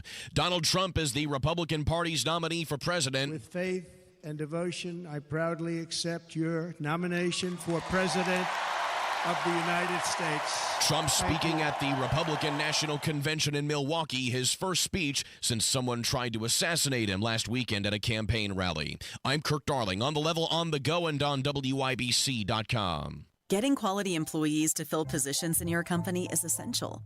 But finding those people can be a major hassle, unless you use ZipRecruiter. ZipRecruiter makes finding quality people a breeze. And right now you can try it for free at ZipRecruiter.com/free. With ZipRecruiter, one click sends your job to hundreds of top job sites. But more than that, ZipRecruiter's advanced technology identifies the candidates with the skills you need, sends you a list of great matches to review, then actively invites them to apply for your job. And the results speak for themselves. 4 out of 5 employers who post on ZipRecruiter get a quality candidate within the first day. That's right, the first day. Now you can focus on your business and let ZipRecruiter do the work finding the best people for you. See for yourself. Experience the ease, efficiency, and power of ZipRecruiter for free. Just go to ZipRecruiter.com/free. That's ZipRecruiter.com/free. ZipRecruiter.com/free. Hi, it's T. Brian Hayes here from the Retirement Money Matters Show. 2024 is more than half over, if you can believe it. And a lot has happened so far this year in the financial and retirement planning world. So, how is your retirement plan holding up, and what can you expect for the second half of the year? Well, join me this weekend as we will discuss inflation, retirement rule and law changes, taxes, the markets, and some other factors that will have effects on your retirement plan for the rest of this year. The Retirement Money Matters Show airs this Saturday morning at 6 a.m. right here on WIBC. Hey, it's Rob from my friends at Garage Doors of Indianapolis with the story of how Garage Doors of Indianapolis did a great job helping my family. Recently, my dad had a garage door crisis. It just stopped working. Garage Doors of Indianapolis was there within hours, were friendly and professional, fixed the problem, and today his garage doors never worked better. For all your garage door needs, call Garage Doors of Indianapolis at 317-875-4577, 317-875-4577, or visit them at doorstoday.com. Tell them Rob sent you. Join Mark Patrick Seminars and lose the weight or stop smoking guaranteed. Early bird special only $49.99. Hypnosis designed to destroy unwanted cravings. Seminars are Thursday, July 25th at the Holiday Inn Indianapolis Airport. Weight loss seminar 5:30, stop smoking seminar 8 p.m. Or Saturday, July 27th at the Holiday Inn Express and Suites Indianapolis Northeast in Noblesville. Weight loss seminar 11 a.m., stop smoking seminar 2 p.m. Register now at markpatrickseminars.com. That's markpatrickseminars.com. Hey, this is Lisa Stofan. Heard the Mark Patrick weight loss hypnosis hype? Well, I attended because my father stopped smoking with hypnosis. Hypnosis eliminated my desire for soda and fast food, made me want to exercise, and I lost 60 pounds in 6 months. My energy level exploded. I went to another session to deal with some other problem foods, and I lost another 10 pounds. In fact, I brought my husband, and he lost weight, and his cholesterol and blood pressure improved. My friend lost 20 pounds her first 2 months. What are you waiting for? Join Mark Patrick Seminars and lose the weight or stop smoking guaranteed. Early bird special only $49.99. Hypnosis to destroy unwanted cravings, late night eating binges, boredom eating, stress eating. Seminars Thursday, July 25th at the Holiday Inn Indianapolis Airport. Weight loss seminar 5:30, stop smoking seminar 8 p.m. And Saturday, July 27th at the Holiday Inn Express and Suites in Noblesville. Weight loss seminar 11 a.m., stop smoking seminar 2 p.m. Register at markpatrickseminars.com. Imagine the possibilities of getting the backyard of your dreams. Expand your living space with an Indie Decorative Concrete patio. Indie Decorative Concrete, the patio experts. Big enough to service, small enough to care. Emmer and Nigel here, inviting you to join us as we kick off the weekend every Friday around 5:45 with Beer Sample Friday, brought to you by our friends at Thompson Furniture and Mattress in Columbus. You're listening to the Kendall and Casey Show on 93 WIBC. Waste, fraud, and abuse, huh? That's what we're addressing now? Well, it's Friday, so I thought we'd have a little fun here. Oh, nothing says fun like waste, fraud, and abuse. Well, with our audience, it is. It's the Kendall and Casey show. Rob Kendall's my name. Her name's Casey Daniel. So, we talk a lot on this show about the issue here in Indiana, which is the property tax and the need for property tax reform, and this just ridiculous argument from these pro public education at any cost people that somehow the schools would suffer in some capacity. Like they want you to believe they'd all be in one-room schoolhouses. And I wanted to tell you what I was told is about to happen in the community in which I live. And I want people to know this. Like when they talk about where your public education dollars are going, if indeed this does play out, this is what you're fighting against. Like this is what this is what the liberals want you to believe. If this sort of stuff didn't happen, kids would fail to be learning or be educated and look at how bad they're doing anyway. I know. I was just going to say the iLearn scores don't say they're learning, or at least not improving their learning. So we had told you how the school board in Brownsburg had totally wimped out and not hired the lady that they wanted to hire because two really, really well-liked people had filed to run for school board, and these two incumbent school board members knew if they hired the person they wanted to hire, that would be seen as egregious by many in the community and likely hurt their reelection. So they wimped out. They hired this woman who had been the assistant to the guy they'd just run out. So how you square that? The one guy, I guess, was so bad you had to run him out of there, but then you hire his assistant as the superintendent, but whatever. But now I'm told, as some sort of consolation prize, they're prepared to offer the person who didn't get the position an associate superintendent's job. Is that like the assistant to the manager? No, the assistant to the regional manager. Right. You're not the assistant regional. Is this a new position? Well, they would, I guess, be creating it because now they have the superintendent and then the assistant superintendent. So then I asked, well, what's going to happen to the assistant superintendent position? Because there were two assistant superintendents. Oh, the one guy's going to remain an assistant superintendent. So we're going to have a superintendent, an associate superintendent, and an assistant superintendent. What's next? Junior superintendent? I mean, indeed, if this plays out, think about how much money. It's a lot of administrative dollars. Which is not helping any kid learn. Right. It's not making Just any teacher managing. better. It's not, right. We're talking hundreds of thousands of dollars. I mean, by the time you add up all the salaries and benefits, I am sure the three of them together would be well over $500,000 in superintendent alone, plus benefits and whatever else. But yet we're led to believe by these state lawmakers that if they help 80-year-old Edna be able to stay in her home and not have to pay as much or get rid of the property tax system for fixed income or elderly people, the children might suffer. Tell me how I wonder what the job description is for that. Well, I'm is sure that a full-time position? I would imagine they're pulling it out of their ass as we speak, if indeed this is going to happen. Now, maybe that won't happen next week, but I was told it was by a very reliable source. And if that does happen, how is that helping kids learn, Casey? Right. It seems like there's going to be a lot of redundancies there if there's an associate and an assistant. And again, this seems like another example of the government picking winners and losers. They're picking the school over Edna and her home. Yeah, but that's what I want to know from the Republicans down the street from us, because they control everything. I want to know why that's okay.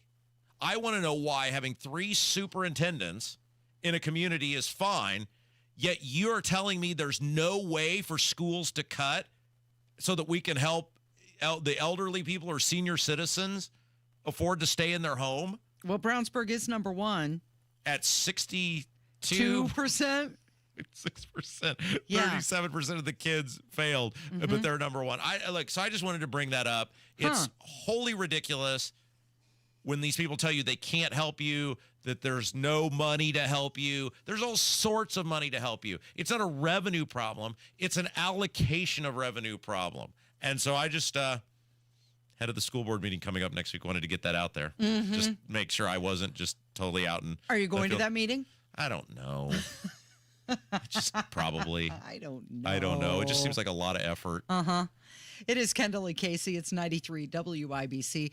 Did you see that Donald Trump assassination attempt memorabilia was for sale on eBay? And what is this? It was a parking pass from the rally, and it reeled in $385. 31 people bid. How much? $385 someone paid for this parking pass. So it's not even like a ticket to the event. No, it was a parking pass. Special guest parking. Yeah, it's crazy. There's a lot of people, though, that have, desire for, what's the word I'm looking for? Memorabilia from horrific events. Well, I'm wondering, is this historical or is this just macabre? Well, I don't understand why the parking pass is any sort of big deal. Now, I assume they still do it the same way at the Trump events. There was usually like a paper ticket or whatever you could print out, or sometimes they used to have the actual lanyards if you were important enough or got an important enough seat or whatever. I don't know. It's been a long time since I've been to one. One of those I could see, okay, somebody might indeed want, one of those from, historical perspective or whatever, but a parking pass? Yeah. So, people were shelling out thousands of dollars for his gold sneakers. And then somebody paid over $6,000 for a piece of his suit, the one that he wore in his mugshot that he had. And then, of course, you've got the Trump collectible cards. But those were going to his campaign. Right. That was more like a donation. So almost $400 for a parking pass. And by the way, it's being reported that Smithsonian Museum curators, they were at the RNC and they were scavenging everything that was left behind. From umbrellas to soap to, everything for future exhibits that they'll have in the museum. Where are we at, like, when people buy Nazi memorabilia and stuff? Are you... Well, I know at one point Ethan wanted to bring some in here. You told him no. I did tell him no. Well, he said he was going to do it. I never told him no, but we conveniently ran out of time to never get to it. I'm not saying, by no means does that make you a Nazi. I'm saying, like, there are people who collect, that sort of stuff, though. And he says, you know what, because there's some people who are out there walking around saying that the Holocaust never happened, and here is tangible proof that it did. So that's why you need to have things like that. That seems like bad manners. I didn't like the feeling that it gave me, so I didn't want it here in the studio. You know who has good manners? Yes. Susan Beckwith. She does. And she's going to go on a rant when we come back. She's going to go off the rails? You people Susan have Beckwith done. style? She's reached her limit with you people. It's on the way from 93 WIBC.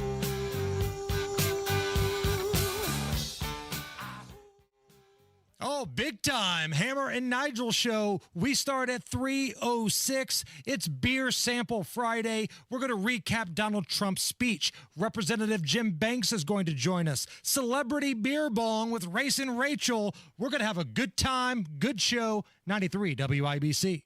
Here's a question for you. Are you within 5 years of filing for Social Security? Get this, 96% of Americans, 96%, forfeit an average of $111,000 in Social Security income. You know why? It's all because they file for their benefits at the wrong time. Learn how you could avoid this with a free, customized Social Security analysis. It's from Bill Demery, your retirement guy, right here in Indy. If you've saved more than $200,000 for retirement and have not filed for Social Security, schedule your free analysis now by calling 317-932-9912. You know, for some people, filing for Social Security early could result in a net income in retirement. This free analysis pinpoints exactly how you could get the most income from Social Security. That number is 317-932-9912. 317-932-9912. Timmy, everybody. Great job. Next up for our 5th grade class recital, we have Samantha. 10 times better performance can make a big difference. Castrol Edge Motor Oil gives your engine 10 times better high-stress performance. Castrol Edge, better oil for maximum performance. Now through December 28th, Castrol Edge and Edge High Mileage Motor Oil are on rollback at Walmart. Claim based on sequence 9 test under high-load conditions versus API SP test limits. When you've got real work to do, Metal Supermarkets will help you get it done fast. With a huge variety of metals in stock, we can help no matter what job comes your way. And we cut to size. Because just like taxes and BS, we think metal is better when cut. Metal Supermarkets, the convenient stores for metal. Find a store or shop online at metalsupermarkets.com. Addiction. It's hard on those who struggle with it, but those who love the addict need support too. Matt Baer and Ryan Hedrick provide help and hope with Supporting Sobriety. Subscribe wherever you get your podcasts and on WIBC.com. Susan, looks like I'm losing my mind. Oh, Casey, it's that time. It is. It's Friday. It's the end of our show, and it's Friday. And I want to thank you the past couple days. I haven't tried it all, and you've really kept the show front and center. Oh, isn't that sweet? Are you being serious? Yes. Sometimes I can't tell. Can't tell what? I don't know. Well, like last night even, you were tweeting out about how Hulk Hogan, you thought Hulk Hogan was good, and I was like, see, I don't know if you're being serious or not. You know, I've heard this from women for years, that the biggest problem with me is that they can never tell if I'm being sarcastic or not. Right. Because they said I sound sarcastic all the time. Right.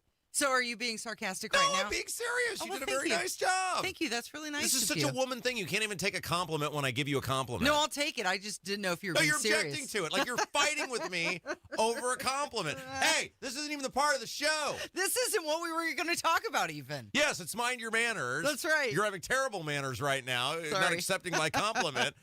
Thank you, Rob. Part of the show where we send you into the weekend with the skills necessary to be better members of society. To do that, we have our own former Miss Indiana. Her name is Susan Beckwith. Can you believe this, Susan?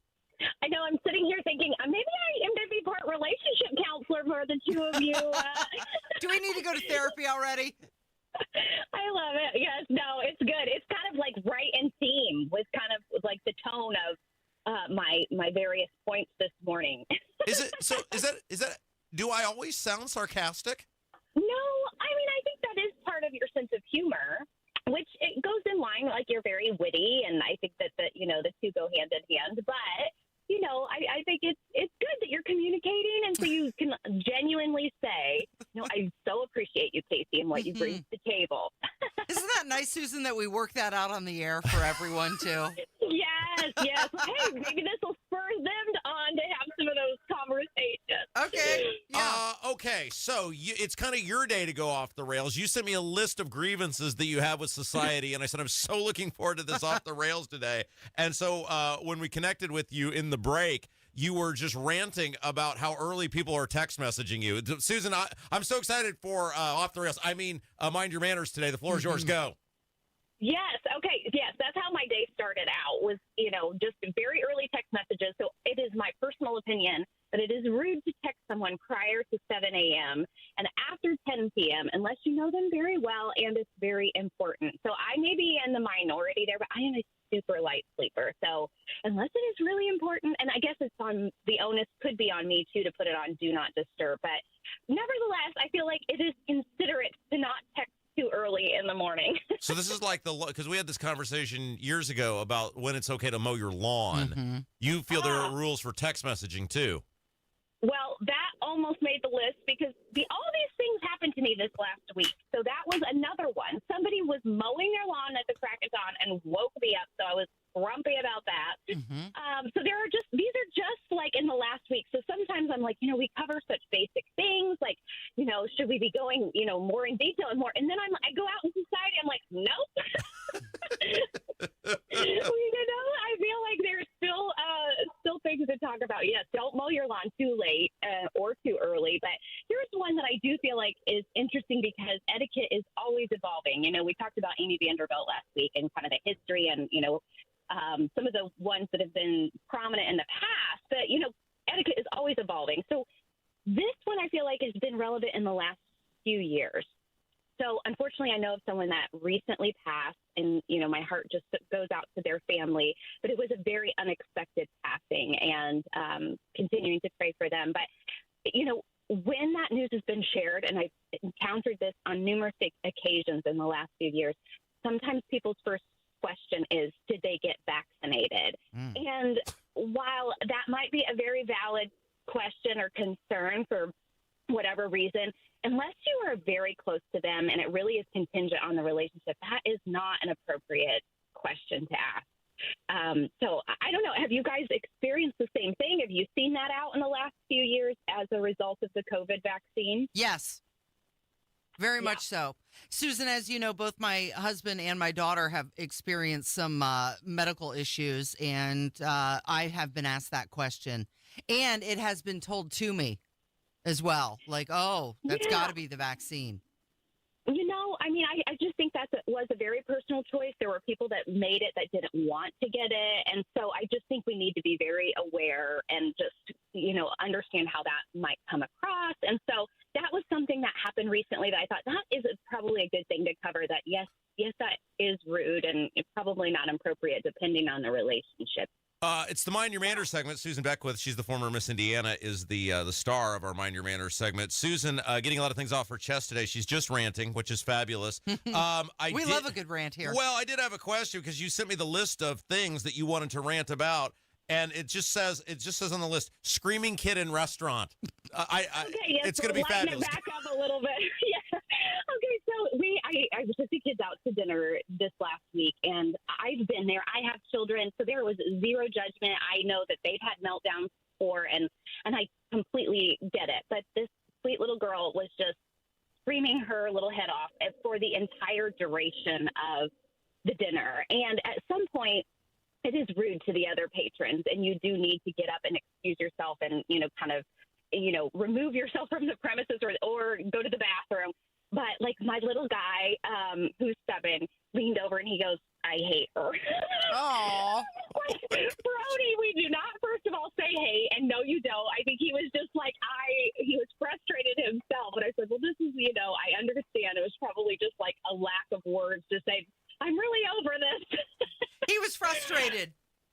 He was frustrated, too. He was on his own little rant, but then we, obviously went over, we don't say hate, and you don't actually hate her. You're just frustrated. Yeah, I just threatened my kid with a week at the White House, the Biden administration, if she doesn't get in line. She'll get sniffed. Again, I just love how easy you made this week, Susan. Just bullet points of things you'd like to rant about. Where did you buy it? Question. Okay, so this one I am interested for you guys to weigh in on because we talked about it last night with my in-laws who are in town for my brother-in-law's wedding. Now, I personally do not feel like this is rude, but I was talking to somebody that does, is, to have kind of this, interrogating questions of rather than just compliment and allow them to share what they want to share, where they purchase, then to ask and then ask specifically, how much did it cost? So that is, we were kind of torn on that. I don't mind if somebody says, oh, where'd you get that? I'm kind of an open book in that regard, but whom I was talking with said, I don't appreciate that. Sometimes I don't want to share that information, and I don't always want to be asked a million questions about it. What is she, like a Vanderbilt or something? I mean, why would you care if you tell somebody where you got something? Is she going back for seconds? I think for some, it's kind of they want to be unique. They want to have, different finds. And so she doesn't want the masses to potentially know. I'm not that way. I share things on Facebook all the time about what would Susan wear, and give links and whatnot. But anyways, that was an interesting one we were kind of torn about. But all right, I want to end on a happy note. Well, real quick, I think Casey would you like to chime in on this? Well, I just think that maybe some people are embarrassed if it's a expensive brand name and they might feel it's excessive to others. I don't think it's rude to ask where you got something. I do think it's rude to ask how much something costs, though. Yeah, I'm kind of that's where I stand on it. I'm happy, and if I want to share that, and I'm like I said, I'm really open about that. It doesn't bother me. Why would it be rude to ask how much something costs? It's at a public store. You can walk in there and see for yourself. It's kind of like the same thing about talking about how much money somebody makes. That's just not considered polite conversation. Really? You don't need to know how much money I make. Well, I get that, but that's your business. This is on a rack somewhere in a store. If I went to the TJ Maxx to find it, I would know how much it cost. It's true. You would, but to ask somebody, hey, how much do you pay for that? It's kind of, it's like, what's your net worth? Well, now you don't need to know. That's not your business. Well, now you've just opened the door for a hell on earth, lady, because with everything you bring in now, I'm going to ask you how much it costs. Hey, I thought we were moving in good direction with you two over there. Back to counseling. All right, one more real quick. It's Susan's day here on Mind Your Manners. She's having her own off the rails. I love this. An elevator encounter. Go. Oh, boy. Okay, so this is actually a happy one. So this happened to me yesterday, and it kind of restored my faith after a week of, just some various, situations. But I was on an elevator by myself, and two older gentlemen approached, and they said, would it be okay for us to ride with you? And I said, oh, of course, hop on. It's no big deal. And they said, well, we wanted to make sure you felt comfortable even from a safety standpoint, since it was two men and myself. And I just said, I so appreciate those manners. And they said, well, we're from Georgia. So I was like, those Southern manners, but I just thought, good on you for making sure that I felt comfortable and that, it was okay. So it restored my faith in people. Okay, tell us about your very fabulous website and Facebook page, Belle of the Midwest. Yeah, my website is one of the places that you can find me. Also on my website, there's a blog section where we tackle lots of different social etiquette topics. There's also an opportunity to submit your etiquette questions. And then I'd love to connect with you on Facebook and Instagram. That's usually where you'll find me most.